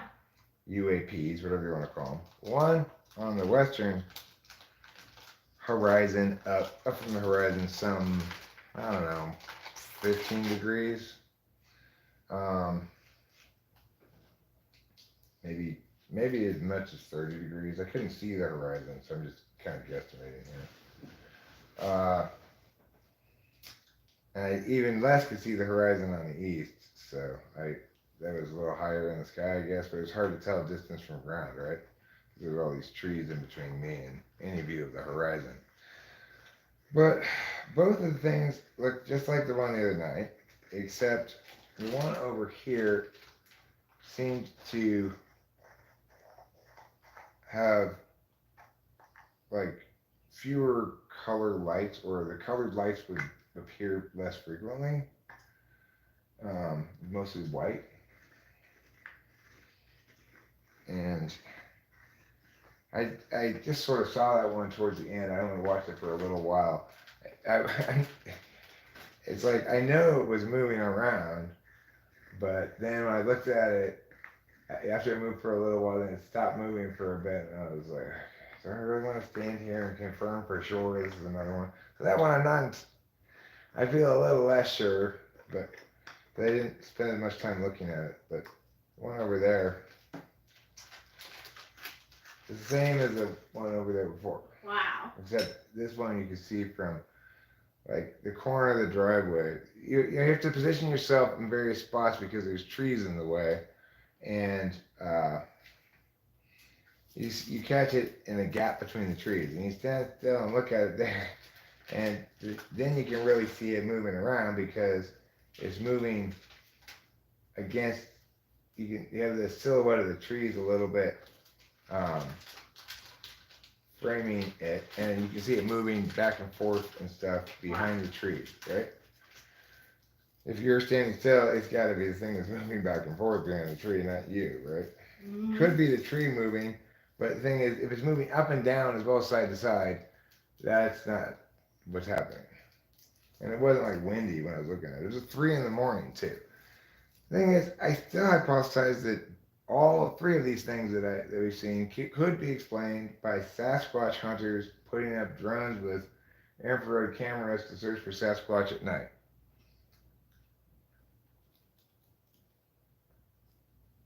This is a bit of a squatching area. Like squatchers could potentially say, oh, this is a good spot to look, but I don't think it is a very good squatching area, really. But I can conceive of people thinking that. I've been to like the big forests in Washington State, big northwestern rainforest. Those are much more like wild and dense forests than around here. Now, granted, the forest around here doesn't look very dense right now, in part because of the burns, which have rendered some parts of it not at all dense, but instead all burned up. But also, it's a much drier forest around here, so it inherently has less like overgrown verdancy than Washington State forests, which get a lot more water.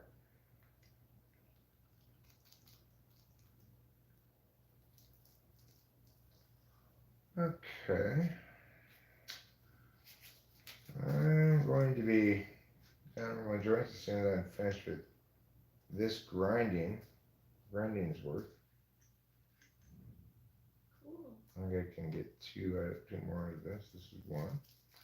So just to recap again for the slow learners in the class. If you haven't memorized it yet, now's your chance.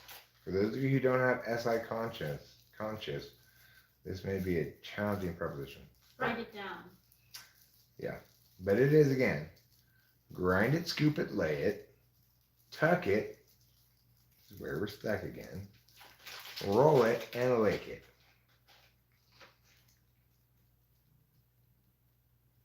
It's just that easy. Right, not quite done though. I've got 1 more joint's worth of scoopage here. Scoop and lay, scoop and lay. You want to gently use this gentle scooping motion, and then with a slightly rambunctious tap, you want to finalize your lay with the bottom of your spin. Okay, now if you've done the scoop and lay part properly, that will make your tuck easier. Ideally, you want all along it to be about the same height, right? Against the back part of the paper. There. And then you do it just right. Like I didn't quite do it that time. You get it. It's in the very first 1 motion.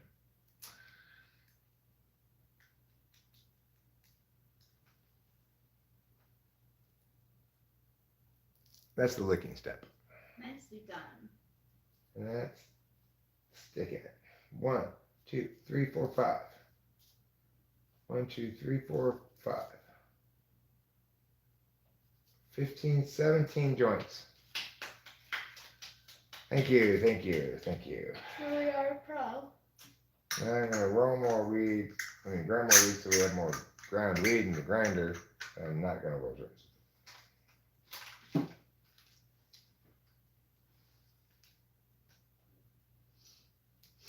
This is the way we grind our weed, grind our weed, grind our weed. This is the way we grind our weed early in the morning. First we take it out of the freezer, the freezer, the freezer. First we take it out of the freezer early in the morning. Then we put it on the big wheat plate, the big wheat plate, the big wheat plate. Then we put it on the big wheat plate early in the morning.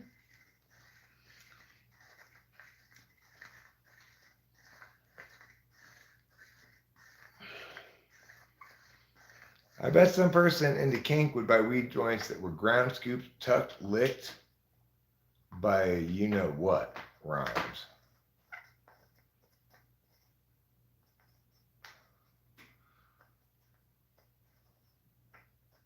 Tucked, licked, fucked, and pricked.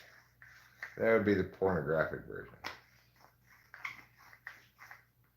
But we don't like pornography.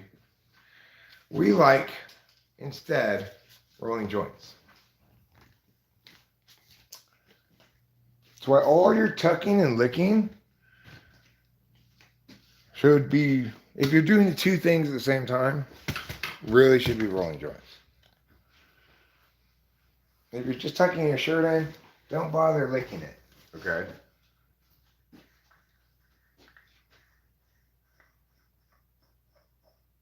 That's August 22.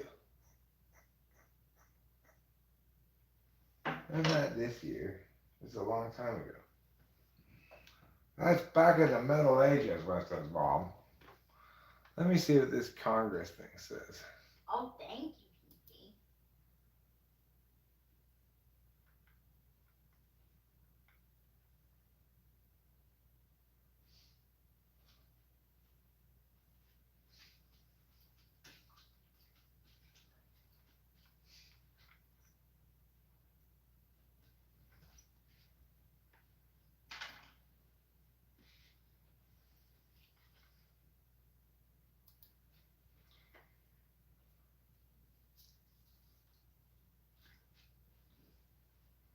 Huh. I'll read this document later. That looks interesting to me.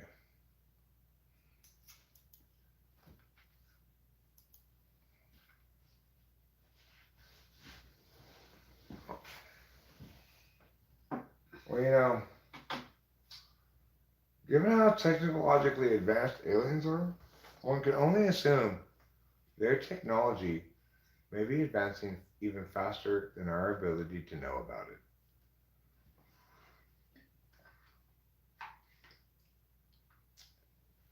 By the time we get 2023's information, aliens may have totally moved on to the next big thing. They're going to be tired of visiting Earth. Yeah. You know. You got to strike while the iron's hot.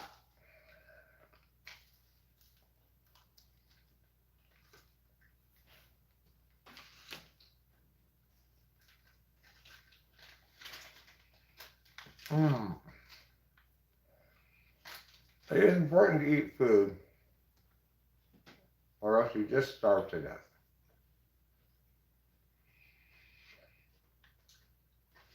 All right. Well,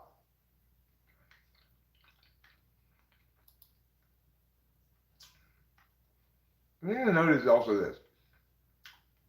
Have you ever heard anybody rail against the American Disabilities Act before?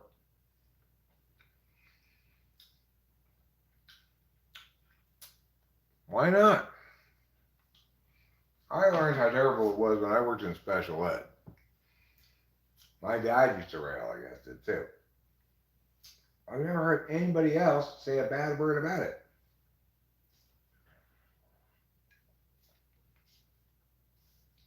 Because they don't know how it works.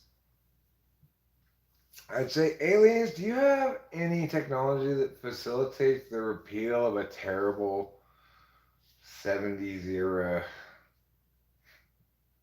bit of congressional overreach? That's what I'd say to the aliens. Like, they're, hi, aliens. All right. Can we like have an extended meeting? We're gonna have a lot of questions for you. You might have an agenda, in which case we want to make sure you have time to voice that agenda. I'm assuming you can understand me thanks to your super translator alien devices, right? If not, somebody needs to please stop me. I see you do have a sign language interpreter here, but I'm pretty sure that's not real sign language. So the aliens have the same problem that we have here on Earth.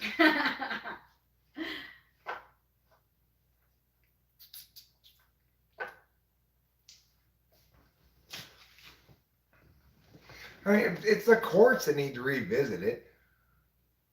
How in the world, what in the world could the courts have possibly referenced in the Constitution that to justify whatever ruling they may have made on the subject? I don't know.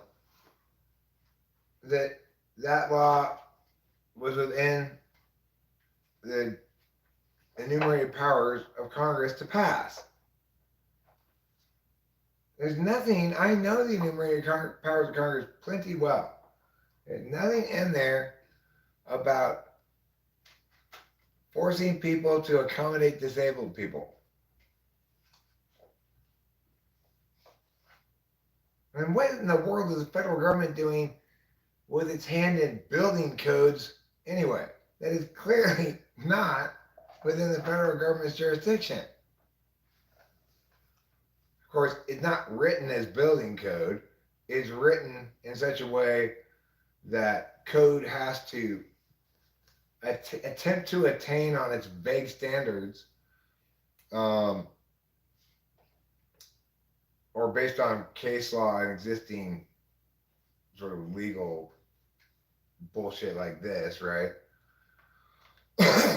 That code is made by municipalities then to reflect this unfunded mandate. But it's just, I mean, that is just a way of going like, no, I didn't buy that. I gave Joe the money and told him to go buy it for me.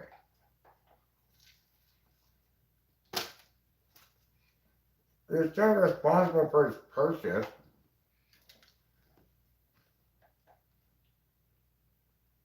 So yeah, unfortunately, the courts let the federal government stick its hands into fucking municipal building code. What the hell? Yeah, it doesn't sound right. Clearly not a federal matter.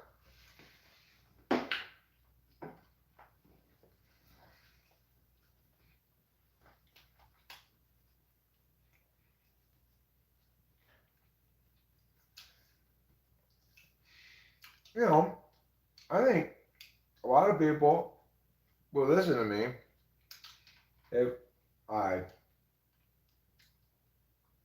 got my teeth fixed, cut my beard shorter, not totally, you know, dressed in a suit, and spoke to people in a live arena. Like, in other words, in front of actual people, like at a college or League of Women's Voters or something like that. Because I've got a lot of important things to say about America, about politics. I say a lot of things that I'm quite confident nobody else is saying. Nobody with a public voice is saying. People like introverts might be saying it, you know, to themselves or whatever.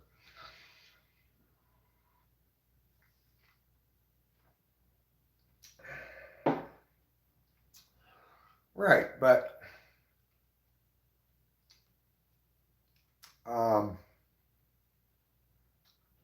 both of those things are instructive on what happens when courts don't rule properly.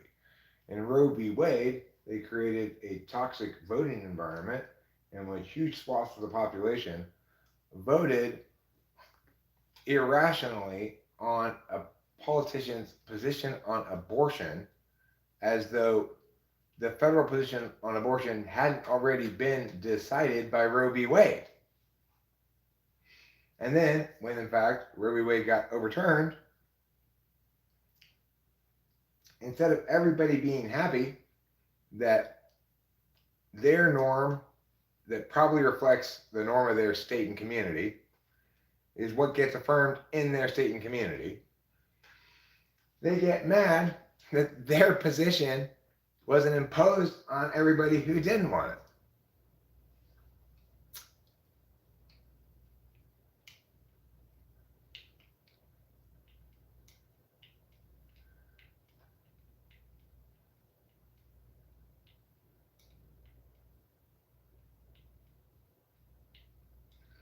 No, I mean, I think Winston's mom,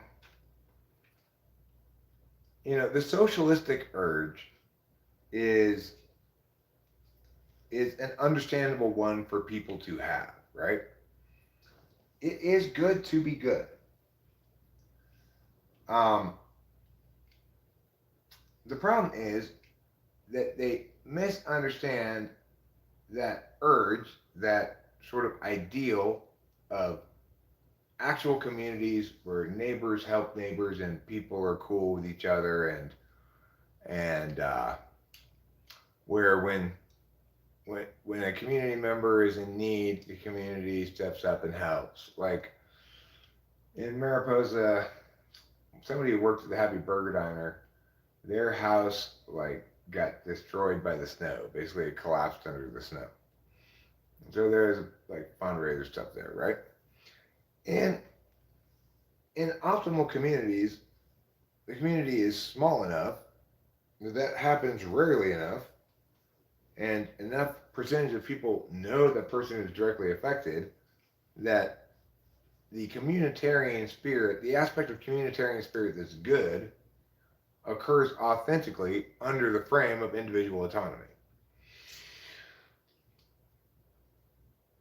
Because we all agree that that reality is preferable to a reality in which people aren't helpful to each other or unkind and or callous or whatever,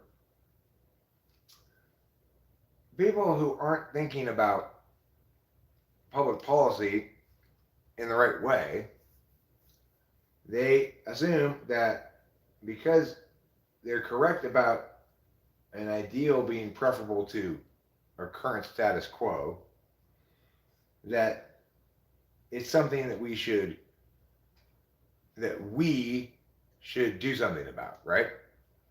So only certain kinds of things should we do something about, and what that we is determined by the kind of thing it is. So, like, making a decision about whether to have a house guest is something that we should do something about, me and Rachel, right? It's not something that I should do unilaterally. It's not something that she should do unilaterally. It's something that we should do, not either of us individually, because we're a team, right? It's also not something that we, the county of Mariposa, should do. That's not anybody's business but me and Rachel's. Now, similarly,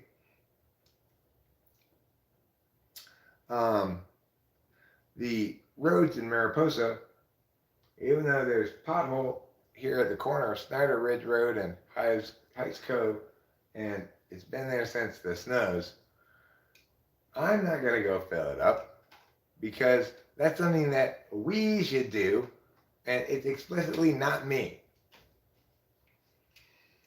The federal government shouldn't have anything to say about that pothole. For example, there are no sidewalks along the side of the road, Snyder Ridge Road. But, it's also a narrow road. What if someone in a wheelchair wants to wheel themselves up Snyder Ridge Road? Shouldn't the county of Mariposa be responsible for installing sidewalks on both sides? Then, in order to accommodate disabled people, we have to make it a one-way road, make it one lane because we've got one full lane of disability accommodation. Even though nobody disabled who lives up here would ever dream of saying, let's put sidewalks in. You can imagine this lady deciding to come take a walk in this neighborhood and suing the county of Mariposa because it has no sidewalks to accommodate her motorized wheelchair because she can't walk because she's got diabetes, probably, I mean, that horrible woman. I'll say it again right now. I'm going to say this person's name and explain why they're a horrible person. Please do. I'm enjoying it very. And also why this is not bullying. Okay? It's always legitimate to critique someone's behavior. And in this instance, in the newspaper, it expressly states she is a habitual doer of this. A flurry. Becky Barnes Bowers, who has an extensive history of filing ADA complaints against both public and private entities from Chico to Mariposa. So when I say she's a horrible woman, I mean we can critique her adequately and her character adequately based on a legitimate critique of what we have good evidence and reason to believe is an extended history of this bad behavior. That's scummy. So she just likes destroying communities financially.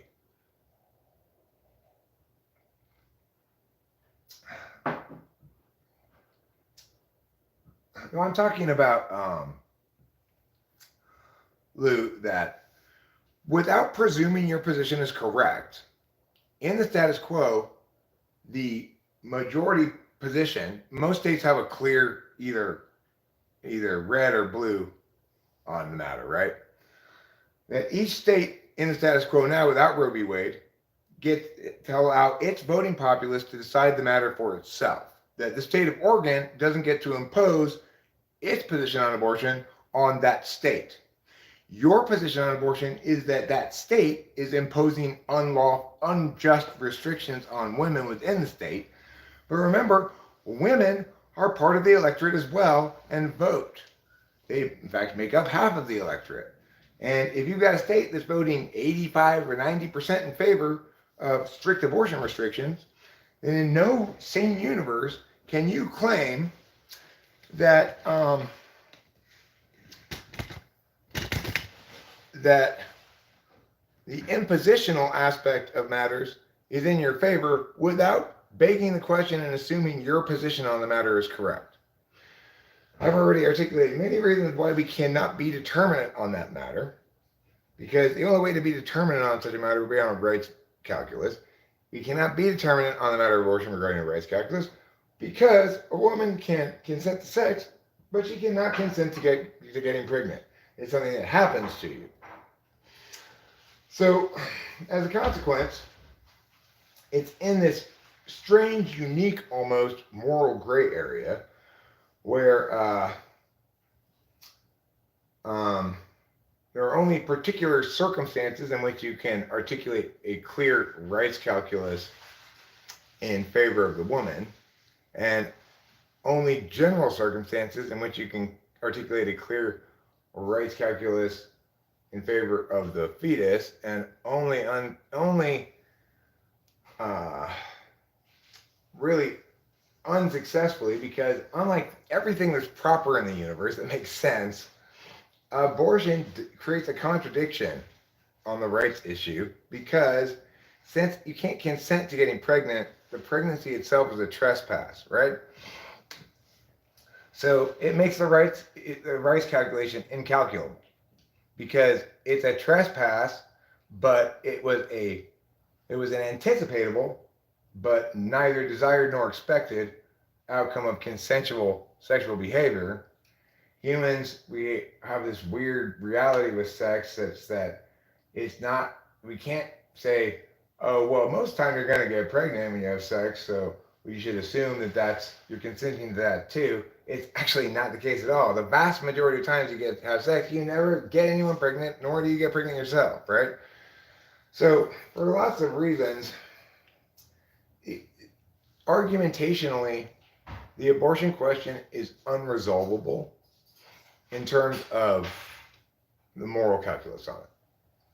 The only thing we can say for sure is that Plan B is always okay, because prior to actual observation of the existentiality of the thing, in other words, prior to instantiating it with some kind of observation, it doesn't exist. So it turns out every time you use Plan B, you never were pregnant in the first place. Regardless, the point is, remember, I don't have an attachment to either side of this thing. The only reason I talk about it is because it's a unique policy matter in its unresolvability. Every other policy matter I can think of is resolvable by argumentation, or at least it's articulatable, where like that that you're left and you're left dealing with the preponderance of the issue because the thing in question is clearly legitimate. Now, if you're dealing with, once things are clearly legitimate, then you have to deal with TE realities, which is what's the cheaper, better way of accomplishing this outcome within the frame that's legitimate. And that's the kind of work that not for me. That's for somebody else to do. Yeah, that's for TE people to do that work. But regardless, we should all be operating first and foremost under a constitutional frame. We want our government and what it does to be constrained appropriately by the Constitution and empowered appropriately by the Constitution. And we should remember that that's always more important than the specific policy matter that we want right now. We may feel very strongly that the government should give a universal basic income, but that would definitely, any reasonable scholarly analysis, require a constitutional amendment first. So if you're advocating that we bypass that legitimacy process, then go away, because you're a bad person. Bad for democracy, bad for society. You're not a bad person, but you are bad for democracy and society. Because we all must remember that first and foremost, we want our government to be legitimate. And that means in this country that the federal government acknowledges it has no jurisdiction over the matter of abortion. That each of the states is the sovereign body in charge of determining that for itself as per the will of the voters. So, I mean, that's the thing is when we focus on process integrity, we don't make a mistake that almost everybody makes all the time, right? Like, if you're pro-choice, you're going to assume your position is correct, and you're going to evaluate other states' status quo in that frame. So you're going to view like Alabama as restricting women's right to abortion. But what you should have to acknowledge to yourself, at least, is that it's possible to evaluate the question without begging the question. Okay, let's pretend we can't resolve the question of whether I'm right or the pro-life people are right. For a second, and evaluate what's the right thing to do in that context, because clearly there are two equal-sized portions of the population, each of whom has dramatically different opinions about this, none of whom agree with each other, each of whom is equally convinced the other side is wrong. So you need more than your conviction to establish that your belief ought to be used as an assumption in further argumentation. It should not.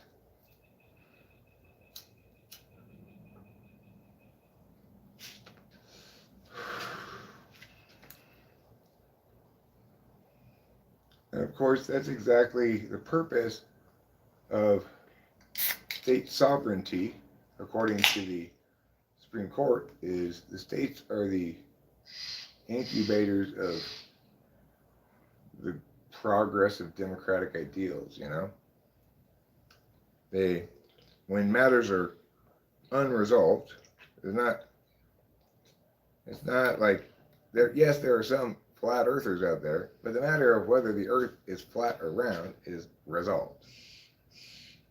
In other words, all even mediocre thinkers, or even fair to poor, but not quite terrible thinkers, all agree the Earth is round. We can all point to many different pictures of the Earth from outer space. We can point to the fact that it explains why the sun moves across the sky better than any other explanation. It explains why the moon moves across the sky, all those sort of things, right?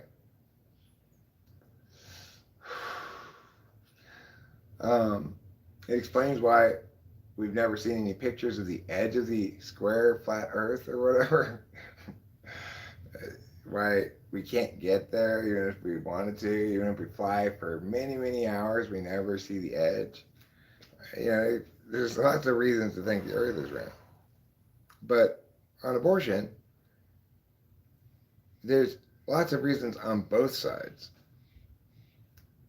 And neither set of arguments can win because it fundamentally has to be adjudicated on some kind of standard, not on a rule. It suffers from implicit vagueness.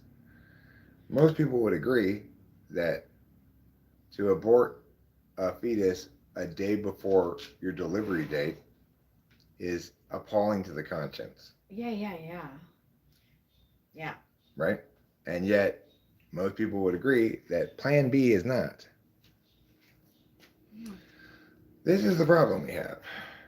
We can't adjudicate, our intuition on abortion is correct. We cannot adjudicate a rule that allows us to determine its legitimacy. If we could, that rule would make it either always legitimate or never legitimate. Because the thing is, there's no disputing that a zygote, a fetus, or whatever is an early stage of development of a human being, but it's in a unique class of human beings, namely one that is unobserved by any party except for the mother after a certain point when it starts kicking. You could argue that the line should be drawn at observation. As soon as it's observed, then it has some limited rights or whatever. But I mean, the thing is, because it's unique, you can't test it against any other approaches or standards or rules or anything because it doesn't have any corollaries. Hi, thank you. It doesn't have any corollaries, so how are you gonna cross-check it? You know? Oh, thank you.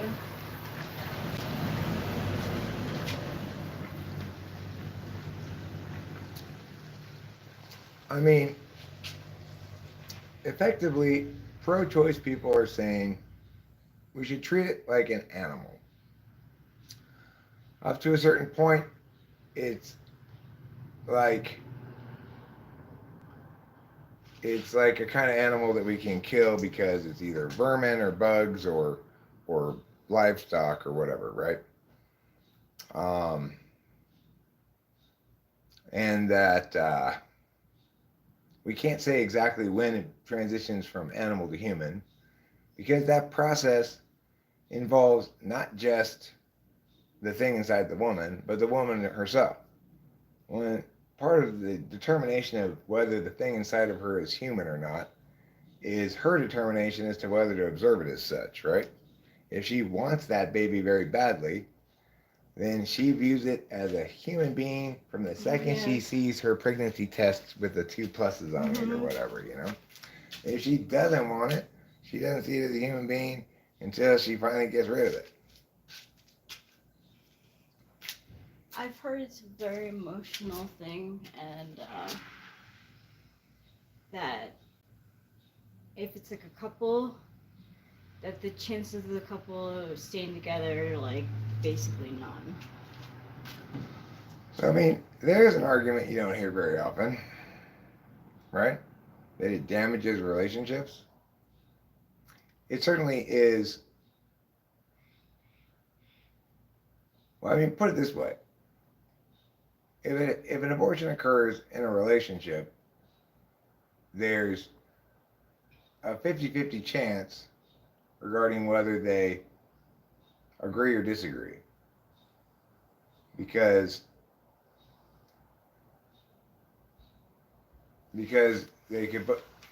Woman could be pro-choice, man could be pro-choice. Woman could be pro-life, man could be pro-choice. Woman could be pro-life, man could be pro-life. Men could be pro-life, woman could be. Right, man could be pro-choice, woman could be pro-life. So those are the possible permutations. Half of them are the same, half of them are different. Yeah. So there's a 50-50 chance you disagree. If you disagree about something like that, in other words, one of you viewed that thing that was disposed of as a human being, the other viewed it as alive but not a human being, some kind of an animal, property, whatever, then I mean that's a pretty huge narrative problem between the two of you, right? Because if one of the two parties says, I view that as a human being, then the person who's saying, I think we should abort it, or let's say the man says, I think it's a human being, and the woman says, I think we should abort it. Well, the woman then, having heard from the man, I think it's a human being, has just a teeny bit of intuition at all, is going to infer that, therefore, you must think I'm a murderer. And nobody wants to have their significant other think they're a murderer. Then you're just not right for each other. It's like not. Right. Well, Rachel and I are in agreement about the subject in terms of the practical matter. And as I said all along, I don't really have a position on it, right? I can see how both sides have plenty of justifications that aren't bullshit. Both sides use plenty of justifications that are bullshit. And what I do see is I think it's fair to say as a general rule, the people with keep your laws off my body stickers didn't apply that rule when it came to COVID. The same women weren't putting bumper stickers on their cars objecting to society forcing me to wear a mask. And that to me is the biggest problem, right? If you're pro-choice, you used to have a keep your laws off my body sticker on your car. And then when COVID happened, you took it off and replaced it with an abortion sticker with a different justification. Then fuck you.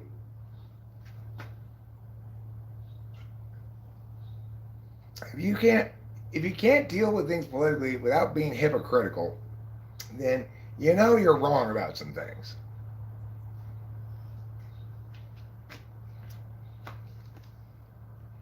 You know, if you want me to keep laws off of your body, then you should also want to keep laws off of my body. Yeah, for sure. It should be that way. I'm gonna get another cigarette. That's an inside, I guess. I'll be right back.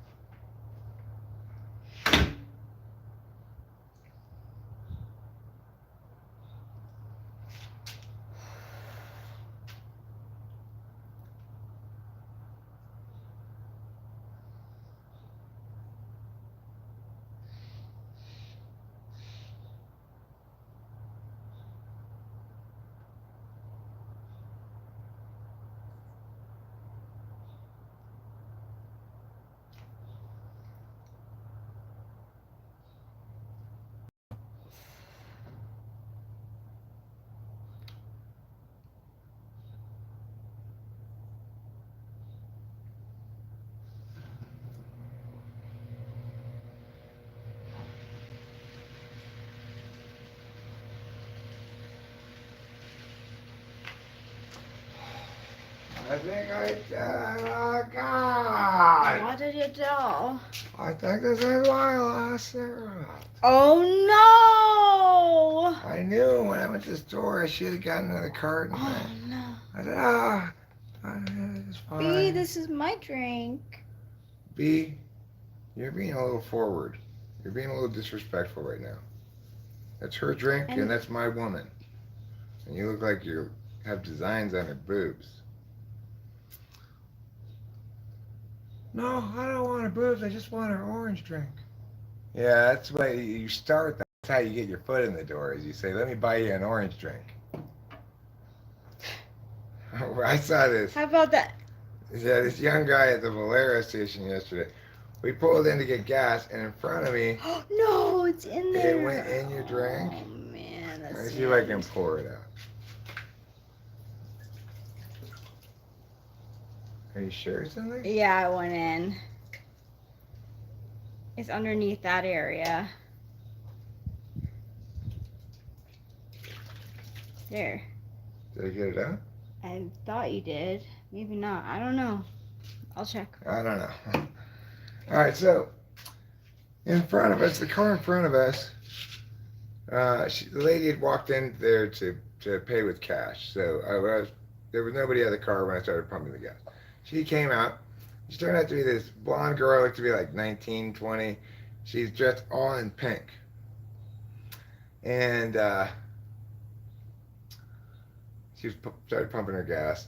And then in pulled to the gas station like a truck with this young guy in it who looks to be 25 maybe.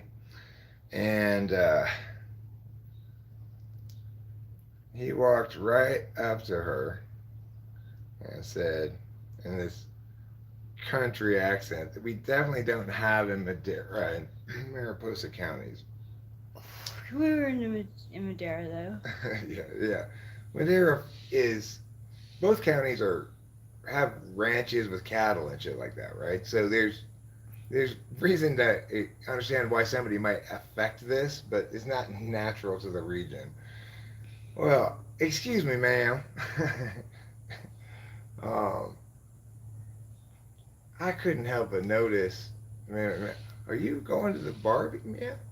And I couldn't hear everything, you know, but and she was like, yeah, man.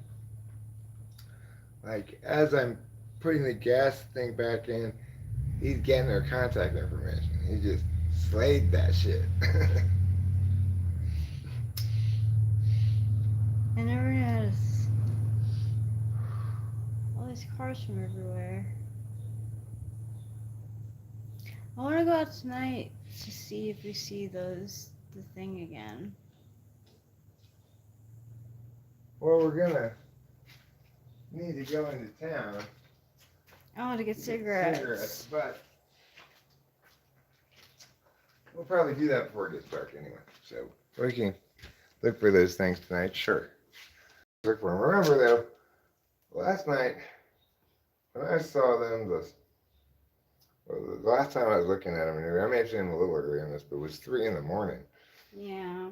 which is Probably not a won't be great sleeping. time to be up and about looking in the skies. It was cool seeing shooting stars out.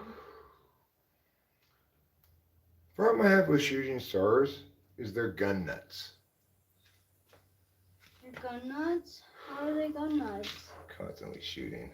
Oh. Yeah.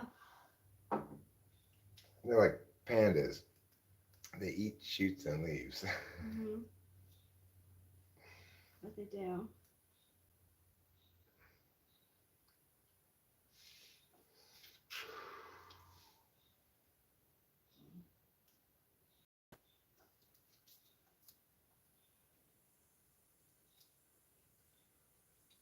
What does a panda do when he goes to a restaurant? He eats, shoots, and leaves. Yeah. And obviously, what's interesting about husbands is that both shoots and leaves can mean a noun thing related to plants or a verb, something you could do someplace. And the meanings are totally unrelated.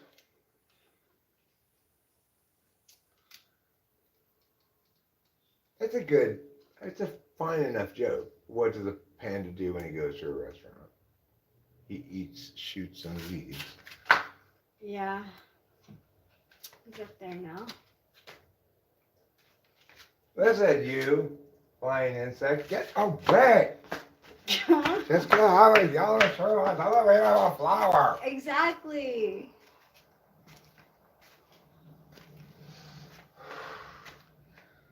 The bee's like, holy shit, that's a big flower. Uh-huh. That yellow flower is so big. I gotta I go get get it. orange. So much pollen from that? Yeah. No, I don't have any pollen, you bees.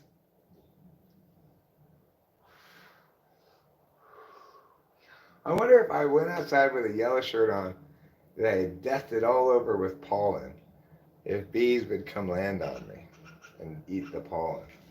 Gary would know. Gary would know.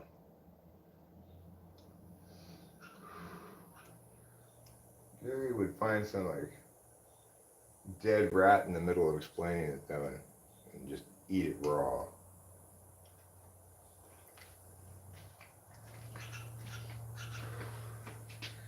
And that last challenge and last one standing, that broke Gary.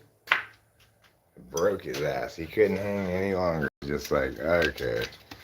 My body can't take this. I'm old. My strategy for success is don't spend too much energy and eat whatever. And now I gotta spend 20 hours of hard manual labor trying to make a fire by rubbing sticks together. He just couldn't hang with the younger, more active survival strategy guys, you know? So I made 2 bowls of salad originally, but the second bowl had like, oh, it was old. So if you want some of mine, you could have it. Oh, I'm fine. I got this pizza right here. Okay. Okay, so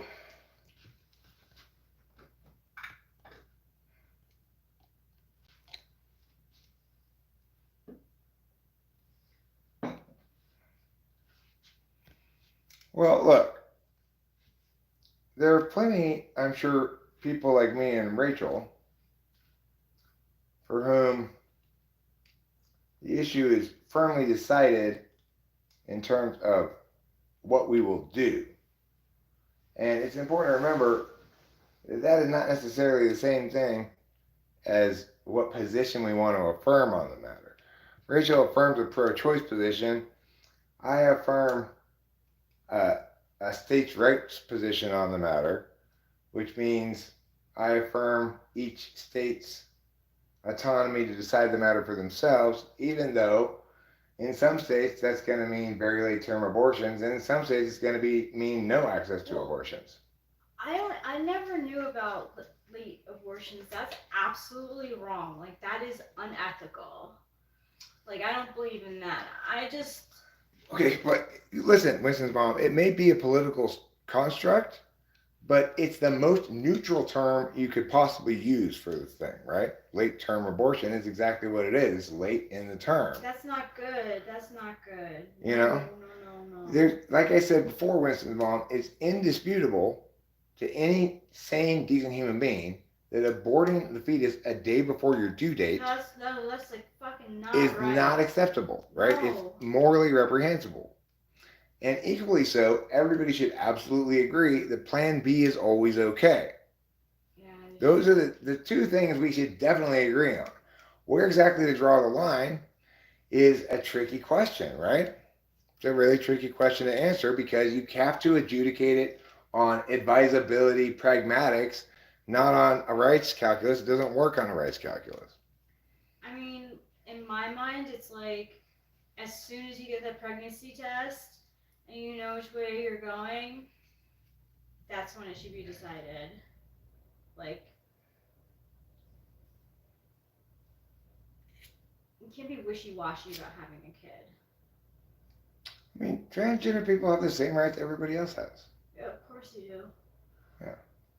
Just... I don't think they're asking for any special rights, and I don't think they want any special rights.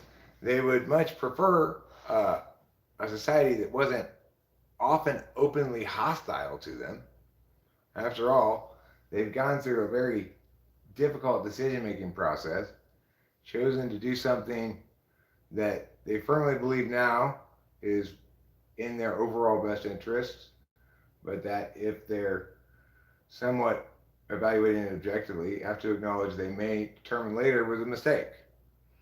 regardless of whether it was a mistake. They don't need people politicizing their identity shit and condemning them for the choice they make with their body. They own it, after all. You certainly don't need people like Jordan Peterson calling transgender surgery a crime when referencing that Elliot used to be some. Oh, Ellen Page. Yeah. Ellen Page, Elliot Page. Is that what it is? Elliot Page. No. Elliot Page now? Okay. How could that possibly be a crime Right? when Elliot Page sought out the doctor to perform the thing, not only consented to it, but found a doctor who was willing to perform surgery, is paying for it, and is getting what she paid for, or he paid for, right? Or whatever pronoun you want to use. In no world can any possible good come from Jordan Peterson sensationalizing his tweet by calling that a crime. It ruins people's understandings of the word crime, because for it to be a crime, it would have to be performed non-consensually on the person, right? It definitely was not. Whether or not you agree with whether people should get that procedure, you should definitely agree there is no legislation prohibiting it. Right. So it's not a natural crime against person, property, or state. And it's not an actual crime. There's no such legislation. So what the fuck does Jordan Peterson think he's accomplishing with that? He's just stirring up the hate-filled stupid people to be more hate-filled. When I read that tweet, that was when I just lost any remaining respect I had for Jordan Peterson. He does not care what the word crime means, and he does not care that he's stirring up retards for his own benefit and no other purpose.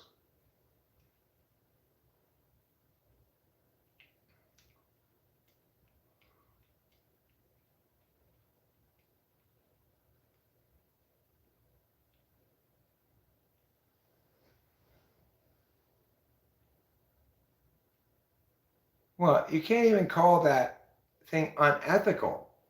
A doctor being responsive to their patient's expressed wishes is not an ethical problem. There's in no sane world do we consider that a violation of professional ethics. Only when it's they have to be like 16. What's the legal age? I mean, there should be a minimum age Yeah, there is. for elective surgery. Yeah. I firmly believe that. Yeah. But, regardless, the point is, Elliot Page was well over that age. Yeah. A full-grown adult who had already starred in major motion pictures, right? He probably was thinking that for a while. So Jordan Peterson thinks that Jordan Peterson knows better how Ellen Page should spend Ellen Page's money to become Elliot Page. So much that he knows so much better how Elliot Page should spend his money that he's going to call her choice to spend it in ways he doesn't like a crime. What a shitbag. Yeah. That's called disrespecting language. Some people would call it disrespecting transgendered people, but I don't care about that nearly as much as I care about his disrespect for language. Use it right or don't tweet, right? If you're going to say stupid ass shit like that abuses words so they no longer mean what they're supposed to mean, then keep your fucking mouth shut.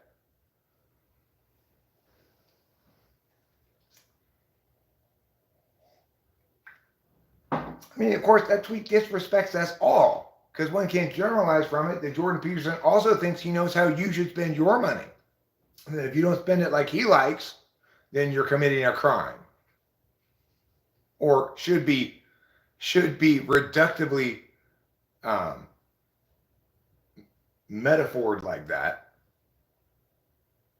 Hey, Boba Fett.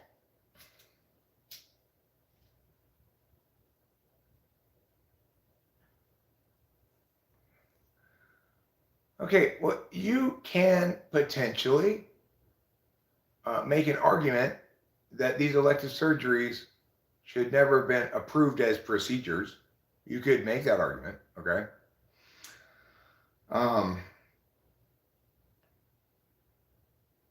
You could also make the argument that people shouldn't be allowed to get nose jobs, boob jobs, whatever, right?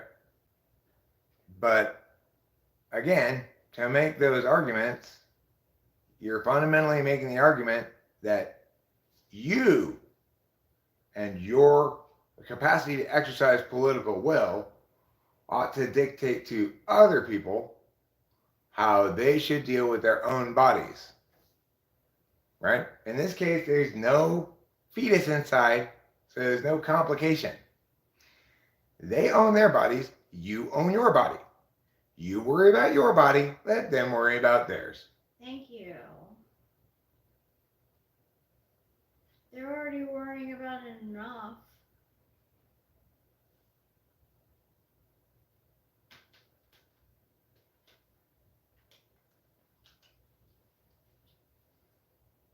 Well, I agree that elective surgery doesn't validate under the Hippocratic Oath if you interpret it literally, but that's assuming you're only considering biological well-being being sustained as the ultimate expression of doing no harm. It's plenty conceivable for a lot of people. It makes perfect sense that somebody born with a cleft palate, you'd be doing harm in some sense if, as a surgeon, you knew you could repair it, but chose not to because you didn't want to cause bleeding, right?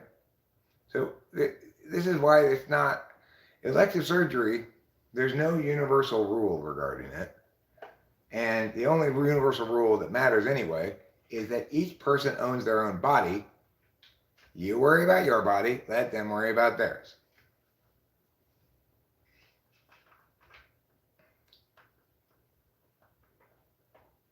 Well, I mean, people are always going to be engaged in political skirmishing anytime there's political power to be exercised.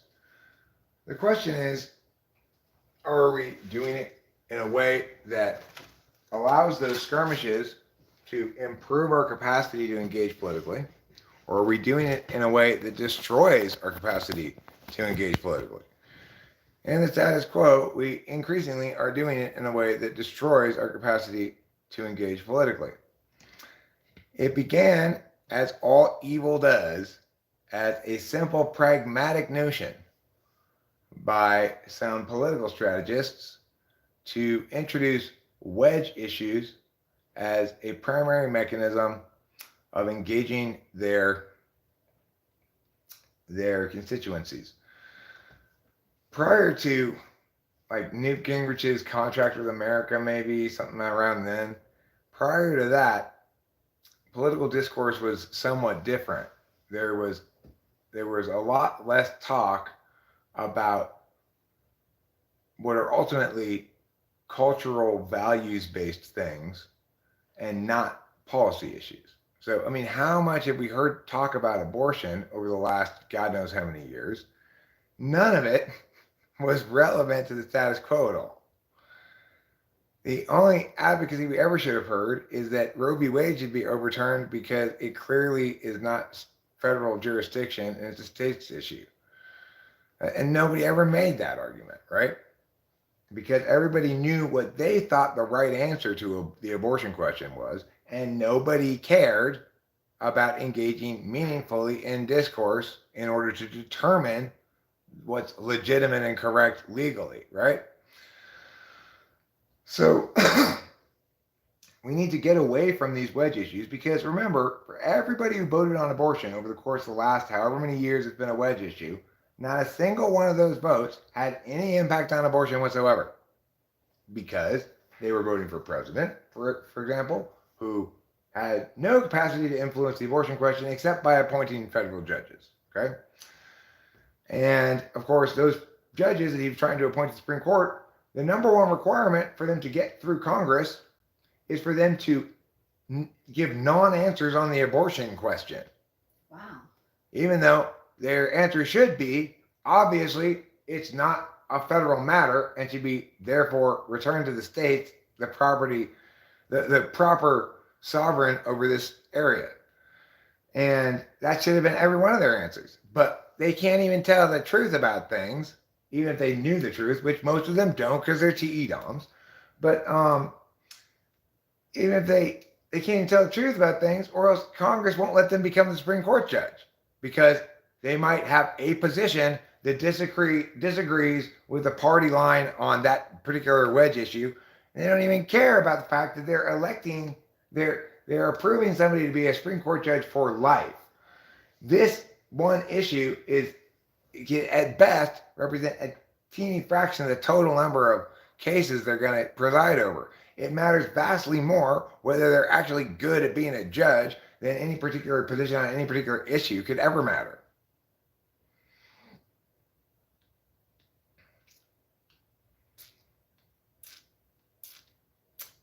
But, it's partially, part of the reason why this is the case is because everybody who gets anywhere in the world interfaces quite a bit.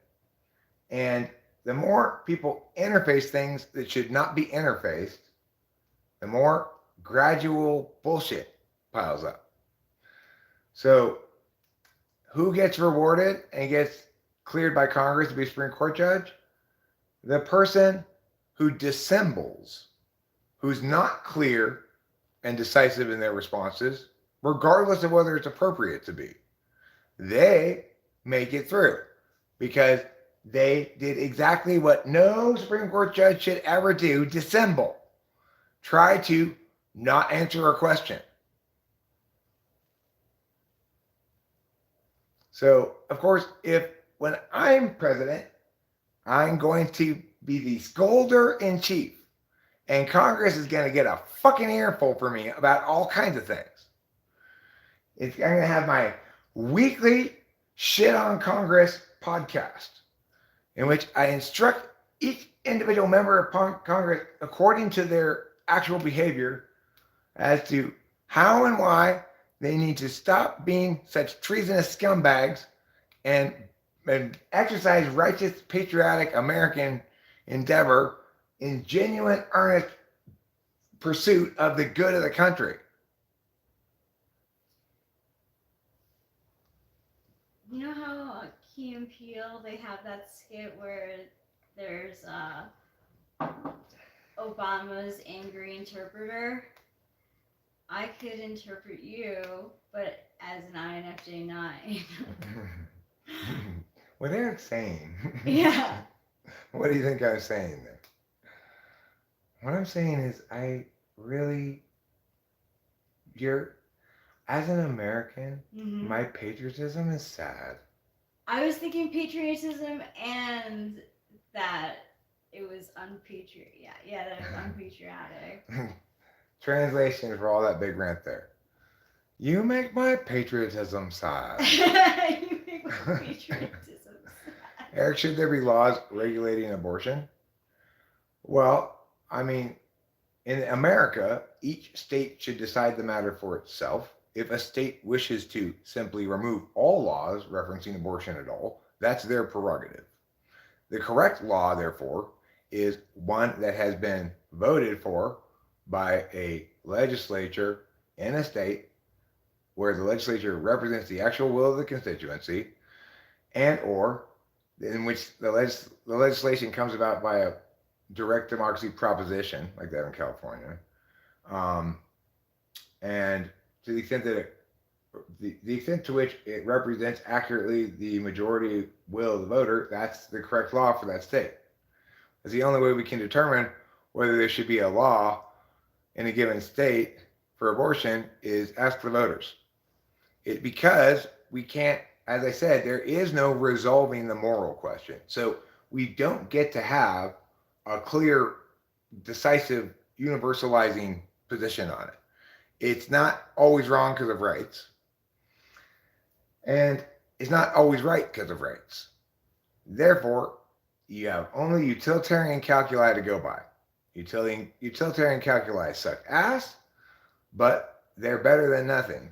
And since we cannot determine the legitimacy question, we cannot establish clearly an illegitimacy, then as a consequence, we have no choice but to evaluate the legitimacy of specific abortion laws based on impact calculi and intuition, whether or not what it allows appalls the conscience or what it disallows appalls the conscience. The thing is, I don't think that it's fair to say that preventing a woman from having an abortion appalls the conscience. Whereas I think it is fair to say that aborting a fetus one day before a due date, it appalls the conscience. No, that's like immoral. I can't even believe that. Doesn't fuck up. There are a surprising number of people who firmly believe there should be no restrictions on abortion whatsoever. That is ridiculous. That is absolutely ridiculous. No way. You take that thing out when it's not even got it's just a cell. Who are the monsters who prey on people in this conversation? Who are the monsters that prey on people? I can't think of any party in the abortion equation that can be even in the most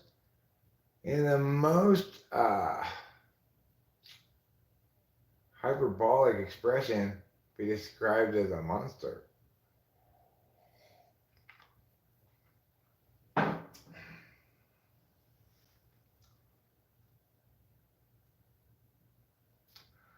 Well, the states with the tightest abortion laws tend to be the poorer states, so they have less money to hand out. They also tend to be the less commie states, so they don't believe in social programs, and they tend to be the more religious states, so they don't believe in abortion. But there is no linkage there. The reason they don't believe in abortion is not because they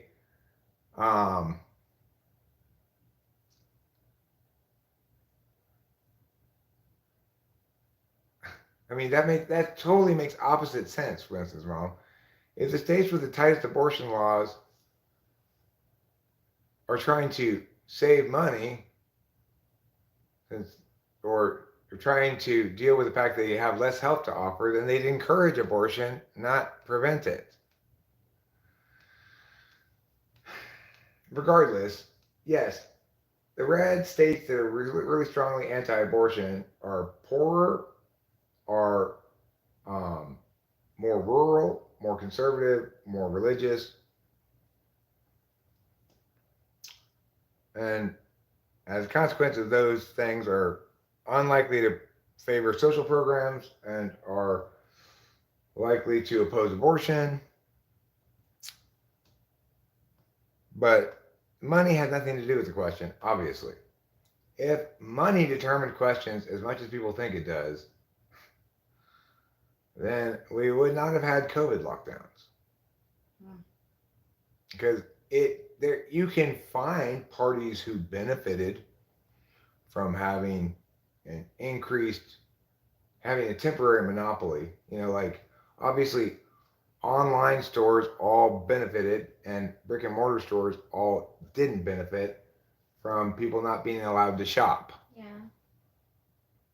Obviously restaurants were hit heavy. Yeah, heavy. But fast food places with drive-thrus saw a big boost of business. Crazy lines. Nevertheless, on balance, if you were to try to evaluate corporate America as some monolithic thing, you'd say it lost vast amounts of money, and the general corporate will of big corporations would have, almost without exception, been firmly in line against lockdowns if they were evaluating them on economic interests.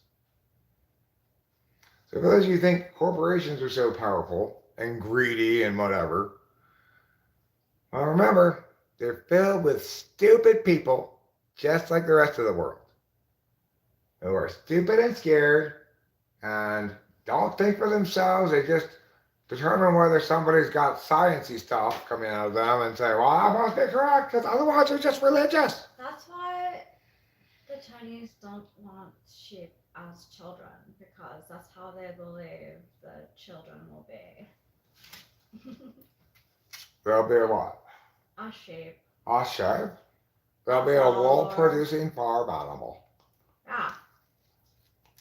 But like, actually, they have a lot of good qualities.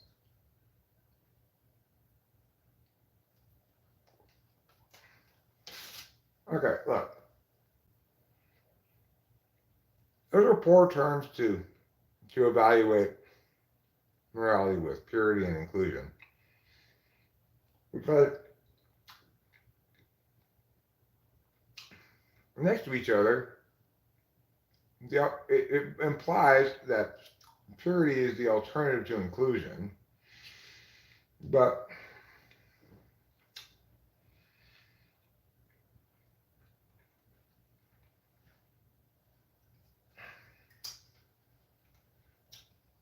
I mean, those vague values are not good ways to understand moral reasoning.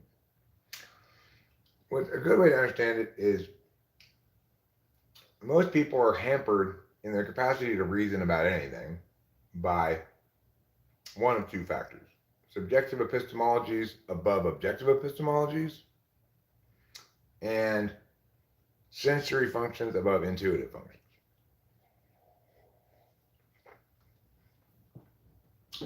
Sensory above intuitive results in a rejection of maps that cascade down, and subjective above objective results in an inability to take a disinterested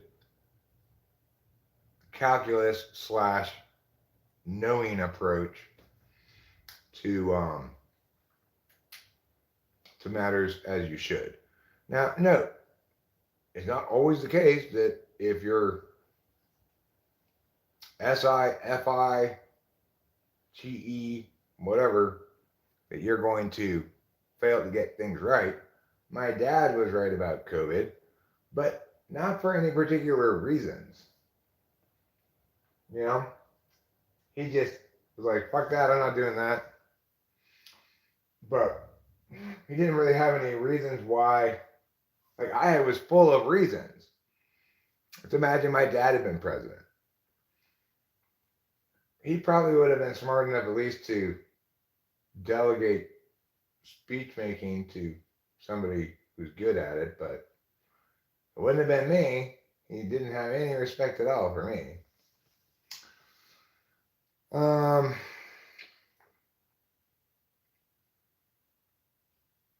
Okay, but see, it doesn't do that. Moral foundations theory is a social psychological theory intended to explain the origins of and variation in human moral reasoning. It does not even attempt to do that. It merely taxonomies expressions of moral objection into one of 3 or 4 categories that, and there's no inclusion in the theory as to why we wouldn't include a number of other words that might also express value preferences as moral things, since they impact moral questions. It's because it doesn't start with individuals paying attention. It's wrong and misleading. It's like the director as a type name or something. That is wrong and misleading. You know, the inventor. I am not an inventor. Oh. The debater. I am a debater literally. I'm a debate coach. And I do talk public policy a lot. That doesn't mean every ANTP does. No. You know, people who know things backwards go, that label's right. Eric's ENTP and the debater is such the right label for ENTP because it's right for Eric. Attentionally, it's probably the best of those labels because at least it specifies a skill set area where we're naturally empowered. I feel like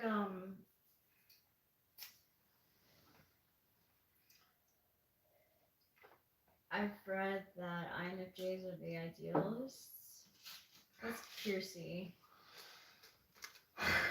I mean, that's why those terms are bad terms, right? Like I can think of an idealist in terms of somebody like who says, well, providing more homeless services can't be a bad thing.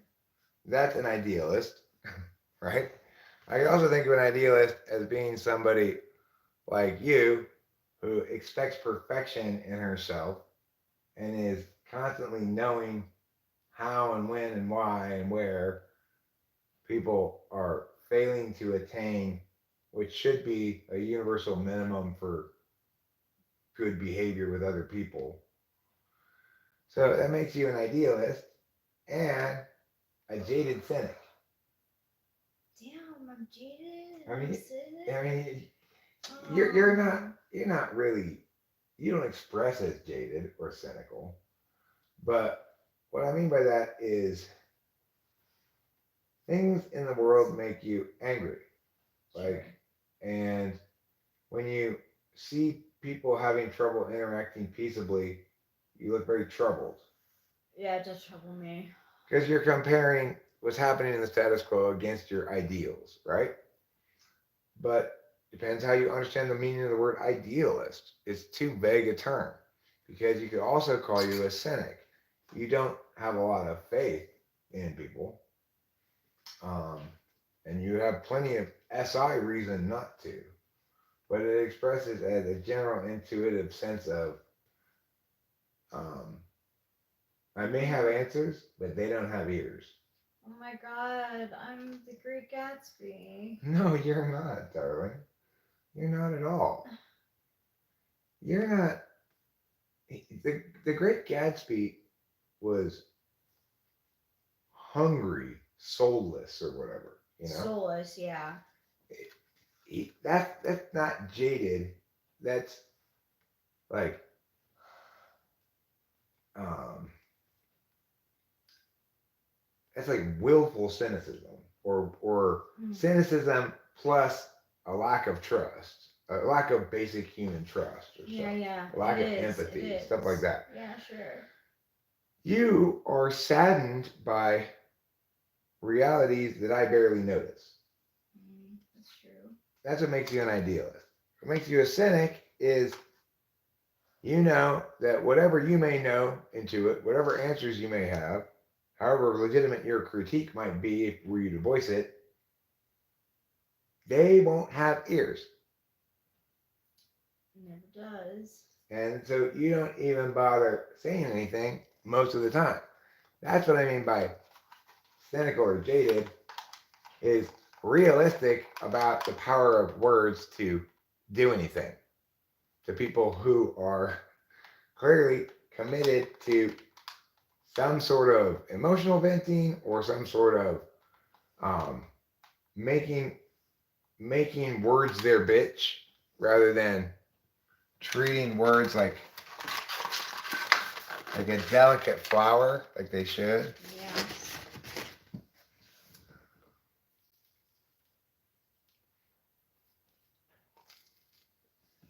Thank you, Jeremiah Fix. That is like such a nice compliment. Thank you so much.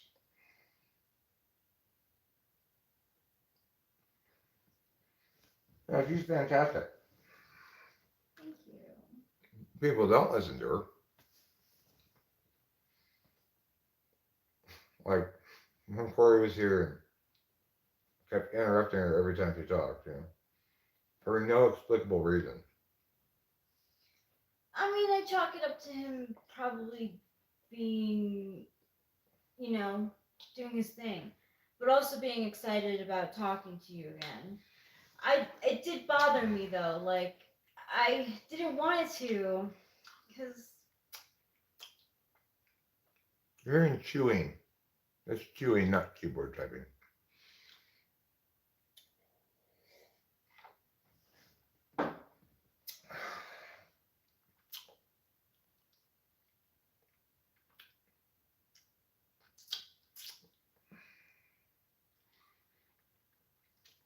I should go into a restaurant, be like that lady, and say, "Look, I'm missing a bunch of teeth.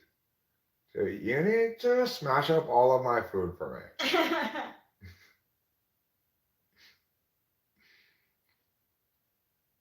Plus, I expect a discount because it's taking too long for you to smash it up. What do you think you'll have, Winston's mom?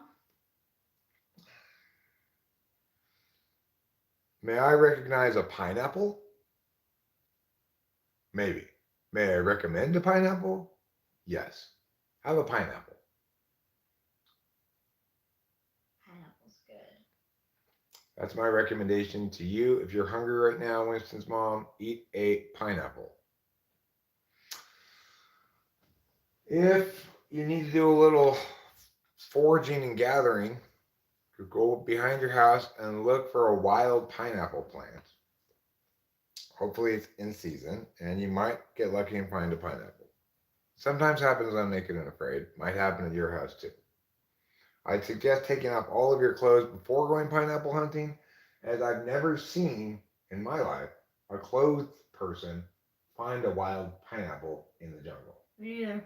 So I'm going to assume, thanks to the beauty of SI and its subjectivity, that since I've never seen anybody wearing clothes find a wild pineapple in the jungle, whereas I've seen at least 2 different naked people finding a wild pineapple in the jungle, that nudity must be a necessary and hopefully sufficient condition to finding a wild pineapple. Yeah, Mr. Bobby. Pizza. Yum. What happened to Sinead O'Connor? No, what happened? Oh no. She died? What happened?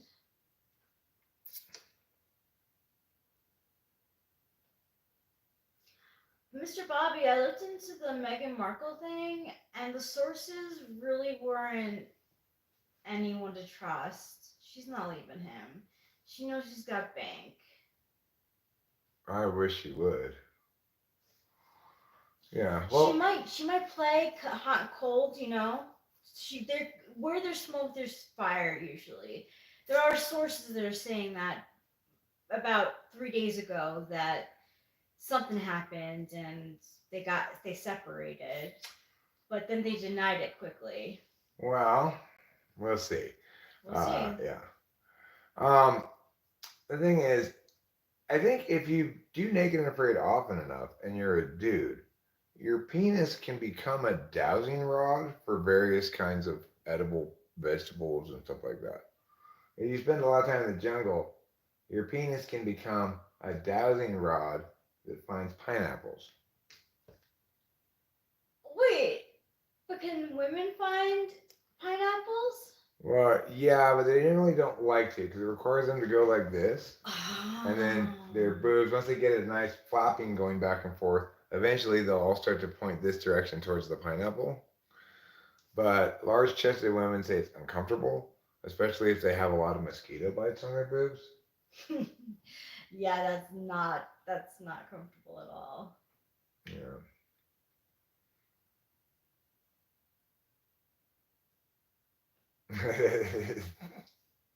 You know what, Mrs. Mom? I don't think this too soon because I was actually under the impression that she was already dead. Apparently not. But my prediction is the cause of death was she got up to give another horrible speech about politics, and God just said, "Enough! I cannot listen to this anymore." Oh man. Do you know I actually take this is where I'm like so naive. But if I get abducted, I definitely want to say, "Hey, I'm down with Jesus." Like, Well, you know what right now Jesus is doing, in fact? He's sitting down with Sinead O'Connor and that lady who sings bombs in your guns and your tanks and your whatever. yeah. He's sitting them both down and explaining to them why they've been so wrong this whole time. It's taken him since that bombs and guns lady died. He's still explaining to her. Now Sinead's joined them. He has to basically go over the same material again. You might as well. The cranberries lady, she's still not getting it, so it's fine. She needs another time through. Oh. Oh, that's terrible. Her son died at Oh 17. my god. That's horrible. That is horrible.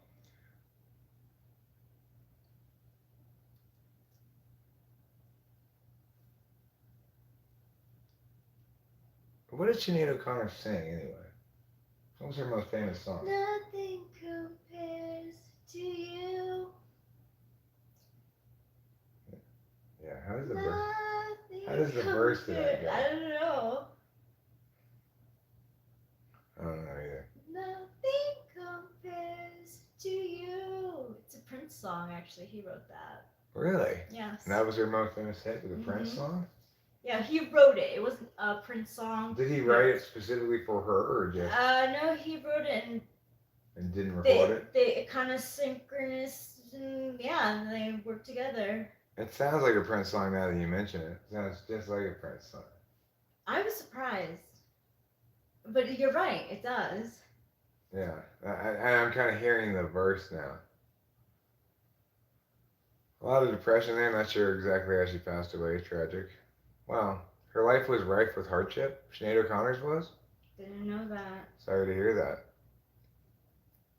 Cami 9. Yeah, I'm sorry to hear that too.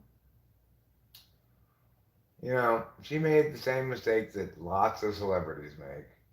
They think that because they're famous for meow, that they've got worthwhile insight to share about politics. Almost 100% of the time, they have nothing at all of any value to share about politics. And you learn quickly, oh, this person is an idiot.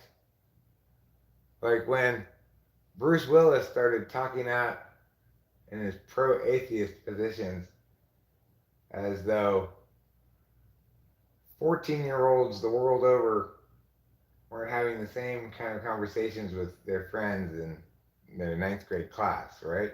Like really basic level stuff, and he's tweeting it like it's going to blow people's minds.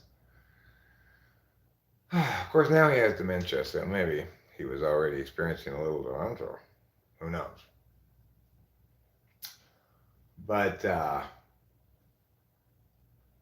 you know, just look at U2. Oh my gosh, my dad can't stand them either. He's like, they always turn into a political thing. The thing is, Mr. Bobby, it wasn't disappointing in the sense that it doesn't matter what his position on it was. It was just revelatory of the fact that he hadn't done any thinking prior to his 40s about anything, you know? It's like he's just discovering that it's possible to be an atheist in his 40s or something and having his mind blown by reading these very basic arguments about it. It's ridiculous. I mean, nobody should like any positions except well-articulated, substantiated ones. One should not want this one already before you know why well-articulated reasons it's the correct position. Yeah, he really could have been having the symptoms of the beginnings of dementia. He could have, but Like my grandma, like she said crazy shit, and she did like crazy shit before it got bad. that was like 20 years ago or something. I mean, maybe very, very beginning of it, but I think it was too long ago for it to have been dementia. So it was just some dumb shit that was I'm said. revealing what a dumbass he is. Well, that's Hollywood for you. Right. Everybody thinks they're competent to handle the narratives until they're in charge of it for one day, and then they go, oops! Unless you're Trump, in which case you go, this is supposed to be spelling all over the place, right? This is the best spelling ever! Yeah. Like Elon Musk trying to tweet and discovering that he's He's doing what all you fucking TE downs do. You assume you can do my job. You can't do my job. You couldn't do my job in 1,000,000,000,000 years. Elon Musk. And believe me, Elon Musk, you don't want to trade your effectiveness for my skill set. So, just be connected to reality and acknowledge that you're not somebody people should listen to. Except about maybe how to make your business more successful or something like that. That they should listen to you about. How to solve LA's traffic problem? Mm-mm. They should not listen to you. What was the first idea? Build a big tunnel under West LA. No, not that one. The good one. Business deals? Oh yeah, if your questions are about how can I make my business more successful, or if your questions are about what direction should we take Tesla's R&D department in the coming quarters, if you have questions like that, he's the perfect guy to ask. If you've got questions about whether a given business concept you have might be worth pursuing because it has a high ceiling or something like that, he's a great person to ask about shit like that. If you have a specific solution in mind and need somebody to figure out how optimally to get you there, he's a great person to ask. If you want to know what policy for Twitter should be regarding speech and yada yada yada, at that point, he's dealing with a product that is too much about words. It's not enough about flamethrowers and cars and etc. It's too much about words. And, being a shepherd of an online platform that both empowers people to speak freely and needs to be shepherded to prevent that liberty from destroying the forum itself, abuses of that liberty from destroying the forum itself, that's a tricky line to walk. That requires you to both be fully rationalist and legitimacy minded first, but also pragmatic and willing to acknowledge when and where things need to be evaluated in terms of preferability rather than correctness. So you got death threats constantly for not being Catholic? Well, I mean, the thing is, regardless, Cami 9, she was first and foremost a music star, right? Just as reporters should not go to World Cup games and ask soccer players questions about human rights issues, Yeah. so too should music stars not go to reporters and tell them comments about things that are not related to music. Now, for me, it's fine. Because I am expressly, explicitly, and provably somebody who engages as an expert with public policy matters. That is very much part of my identity. I didn't say I'm somebody who feels passionately about a specific injustice and wants to talk about it. That doesn't matter what my feelings are, right? I have to respect that as a public figure, my public expression should be responsive to the individuals who make me a public figure in some way. That when somebody comes to my show, they don't want me in between songs lecturing them about politics, for example. No. Or talking at all, really. No. So, how many stupid fucking musicians get up on stage and start making political commentary in the middle of a music show? Lots of them. And they should all experience a stout and robust scolding from Eric. Every last one of them. Did Nirvana do that? I don't think so. Yeah, the Globe and Gold and Oscars, like these stupid ass actors get up there and say, I want to talk about Tibet. Will you stop presuming that you can squat in my information space so blithely without annoying the fuck out of me and probably turning people against your precious little advocacy? Just because you're a Hollywood star doesn't mean anybody should listen to you about anything. If anything, it probably correlates more strongly with the fact that people should not listen to you because you've probably been damaged to some extent by a celebrity. Moral posturing. I don't think it's moral posturing. I think these people are that subjective in some regards, right? They have been affirmed by the people around them so much for being such a big star, and they don't have people around them who put them on check because they don't want to hire that person, right? They're in this little bubble of affirmation people and yes men, and they possibly have hired people who are good at looking impressed at your bullshit, You know someone that I respect who is in Hollywood? Who? Selena Gomez. Selena Gomez. Yeah.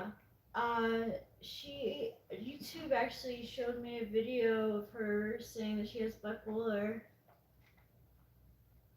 Really? Yeah. Really? Yeah.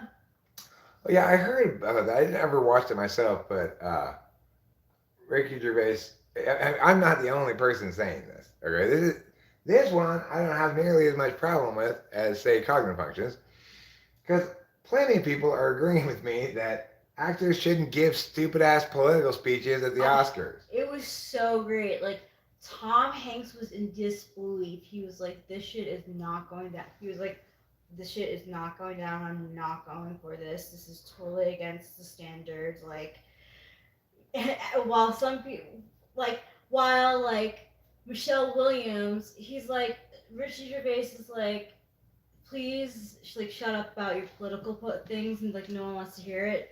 Then like, Michelle Williams wins a Golden Globe, and she just starts talking about fucking women's rights and shit. I'm like, are you fucking kidding me? Like he just said, like, don't do that. Like, no one likes that. And look, Hollywood actors and actresses, you are not ready, empowered, positioned, skilled enough, or in any way, shape, or form to take on the role of scolder. I can scold, okay? Mm-hmm. Because, look, here I am on this YouTube channel. The title of this video clearly indicates, if you know anything about me, that there's going to be a good amount of scolding going on, all right? In other words, I'm a professional scolder. I'm excellent at scolding, and I scold the right people. I don't condescendingly tell the body politic my subjective feelings about some political matter, nor what do those people do? They get up there and they fucking platypus. Yeah! You know who else platypus? Who? One of your favorite dudes. Who? Joaquin Phoenix. Oh, that doesn't surprise me at all. It doesn't surprise me.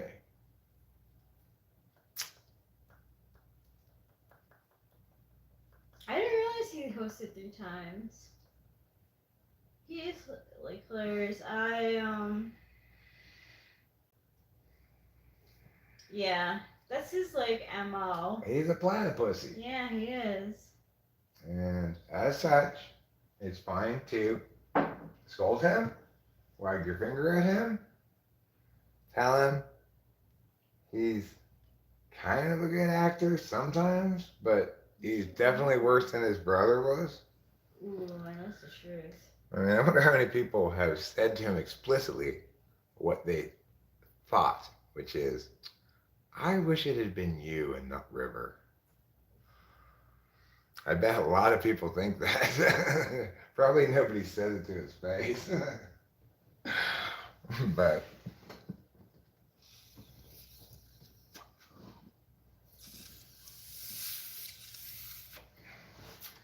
that, I will admit, would have to be it. It would be a difficult reality to swallow, right? That everybody kind of secretly wishes it had been you and not River. Ay, ay, ay.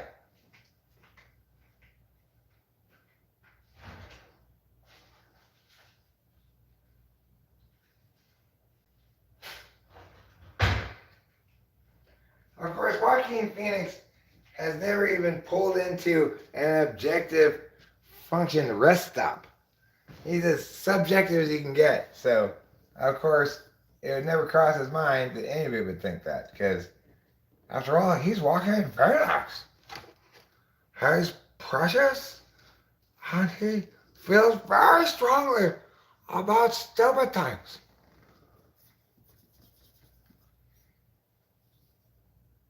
He was perfect as the villain in Gladiator, Mr. Robbie. That role was for him. Well, here's what I gotta say to Joaquin Phoenix. If I'm a casting director, keep Joaquin Phoenix. I don't want you in my movie. It's a little play on words there. Stand By Me is a movie that has River Phoenix in it, and yes, he was a very good actor. Like, he had to do a lot of FI stuff, but like,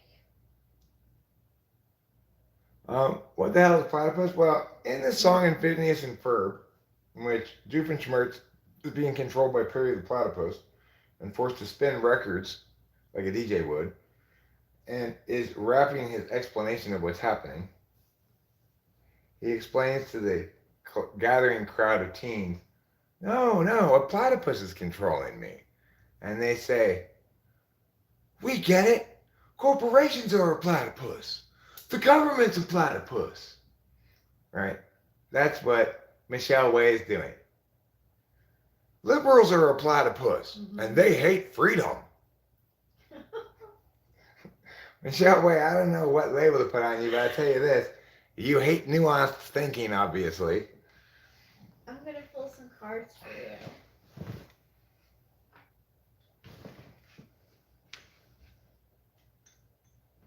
Pulling some cards for Eric. She's using her fingers and deck. She shuffles them first in the net. She's pulling them out and she's putting them down on the table. 3 cards for Eric. Because this is a game of 3-card Monty. My first card is this one. Which one is this one? 5 of Swords. Spilled milk? Well, no. It's like No, that's 5 standing of, your ground. 5 of cups is spilled milk. Mm-hmm. Well, here I am standing my ground, you know. Definitely doing that. Yeah, you are. 7 of Swords, deceit, your own interests, and the 1 of Cups. Ace of Cups, new love.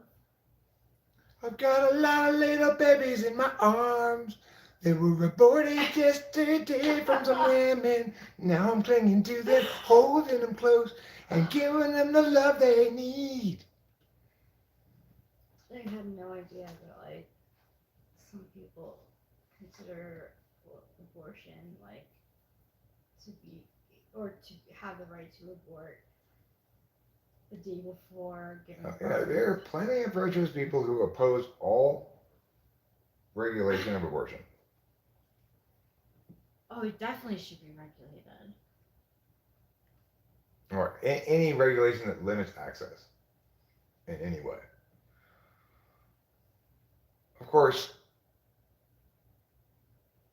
it's just because they've been gotten their spit all frothed up by partisan wedge issue propaganda. Alternatives are like looking to the past, except the present. The present is an important thing to keep mind of. I heard it for the second time someone say that if you look too far into the past, it's depression. If you think too far in the future, it's anxiety. So Okay, well, how about this one, Mr. Bobby? Sinead O'Connor, more like used to be Sinead O'Connor. Too soon?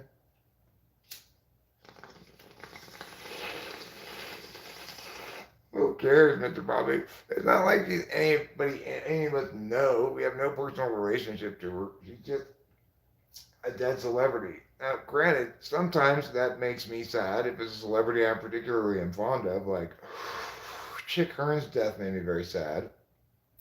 But by and large, none of us should feel sad because some celebrity thousands of miles away died. After all, so did shit tons of other people on that same day. We aren't feeling sad for any of them.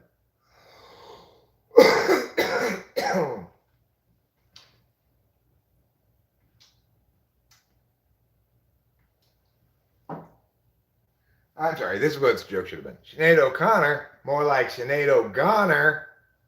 How about that? That's better. that was a good one.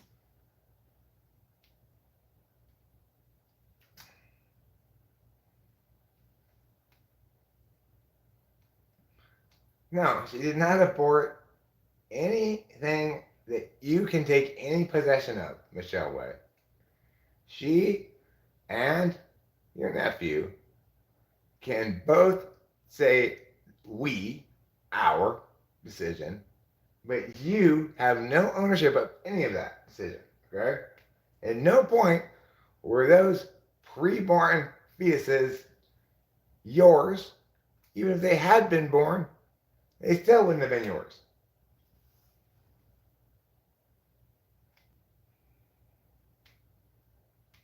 No, I don't believe in bad karma over making jokes. You can just end it right there, right? Because the thing is, neither Sinead O'Connor nor anybody else in the world has any reasonable expectation of me being solemn and serious about her death when I certainly don't feel anything about it. I don't know the woman. I never was like a fan of her music or anything. Just because somebody died today and is a public figure, that just means better get those jokes out today before it's too late. They're too old now. They're not topical anymore. Like, nobody's going to want to hear my Sinead O'Connor joke 3 weeks from now. No. She will already be Sinead O'Gone. Michelle Way, I'm sorry to hear that. That is terrible.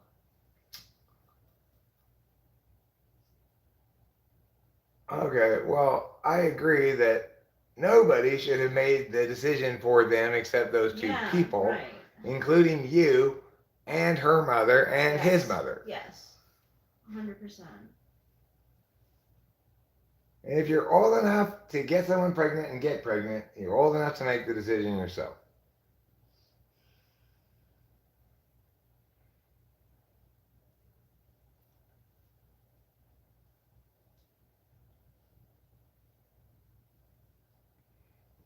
Okay. But you never, because the other thing is, Michelle, wait, you don't know. They could have both been horrible kids who just incredibly super hyperactive, like sociopathic, they tortured animals. You don't know. Maybe they could have been like that. You're imagining these precious little angels, but we have no idea what they would have been like. They could have been horrible people for all you know. They could have also been the people who invented the cheap and easy carbon sequestration method that solved global warming. So because it could be anything, we can't presume they are anything specific. It's still upsetting. I'm very sorry to hear that. Can you pull cards for me?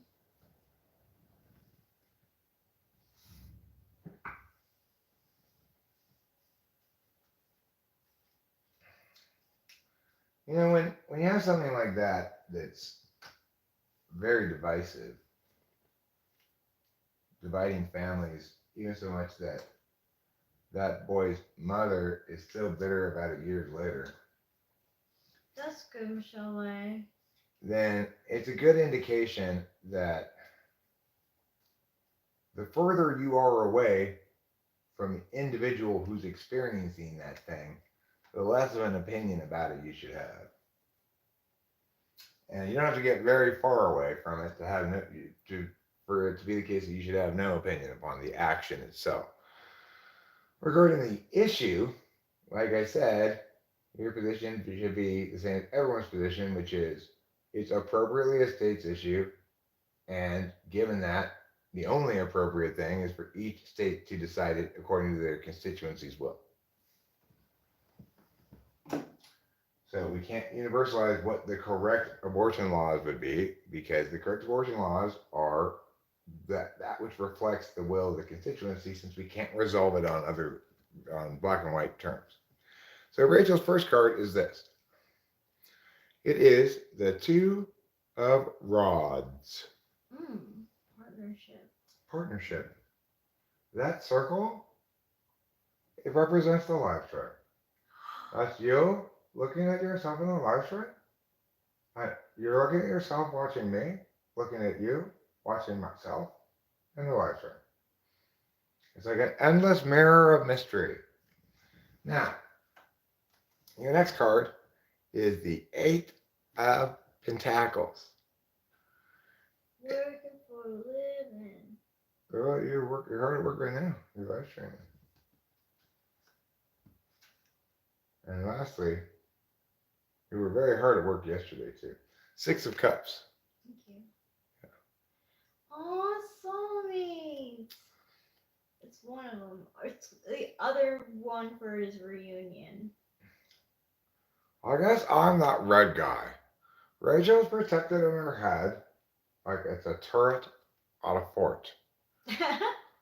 But I'm a very good climber. Instead of telling her to let down her hair, and I climb up that, I'm much more sensible. I climb up this tree that's right next to the tower. The fort people probably should have said, you think we maybe should cut down that tree because it makes it pretty easy to get to the top of the fort turret? But I guess nobody's noticed it. So I took advantage of it, climbed right up there and said, hey, Rachel, what's going on up here in your head? You're like, not much. Like that.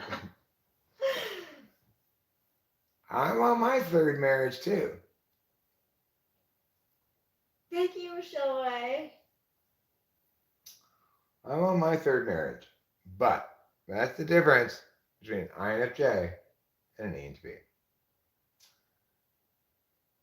I was with people I never should have even dreamed of marrying. But I married them anyway. Rachel waited to the right person and married him. Have I ever been bald like Mr. Clean? Yeah, I've shaved my head before. Maybe not that bald, but I've used the lowest level of thing on my head before. Sometimes I'll go lower on this part because then I figure it'll take longer before I have to cut my hair again. Which is true, you know. I'm not wrong about that. Okay, I'm going to have to go. We're going to have to leave this live stream now because I still am out of cigarettes and I'm going to have to go get them and I want to be back in time for the soccer game. So that means it's sayonara, brothers and sisters from whatever mother you may have emerged. You can't go back in there, but you can't stay here because I am outie and I'm taking my beloved wife Rachel with me. Have a good evening.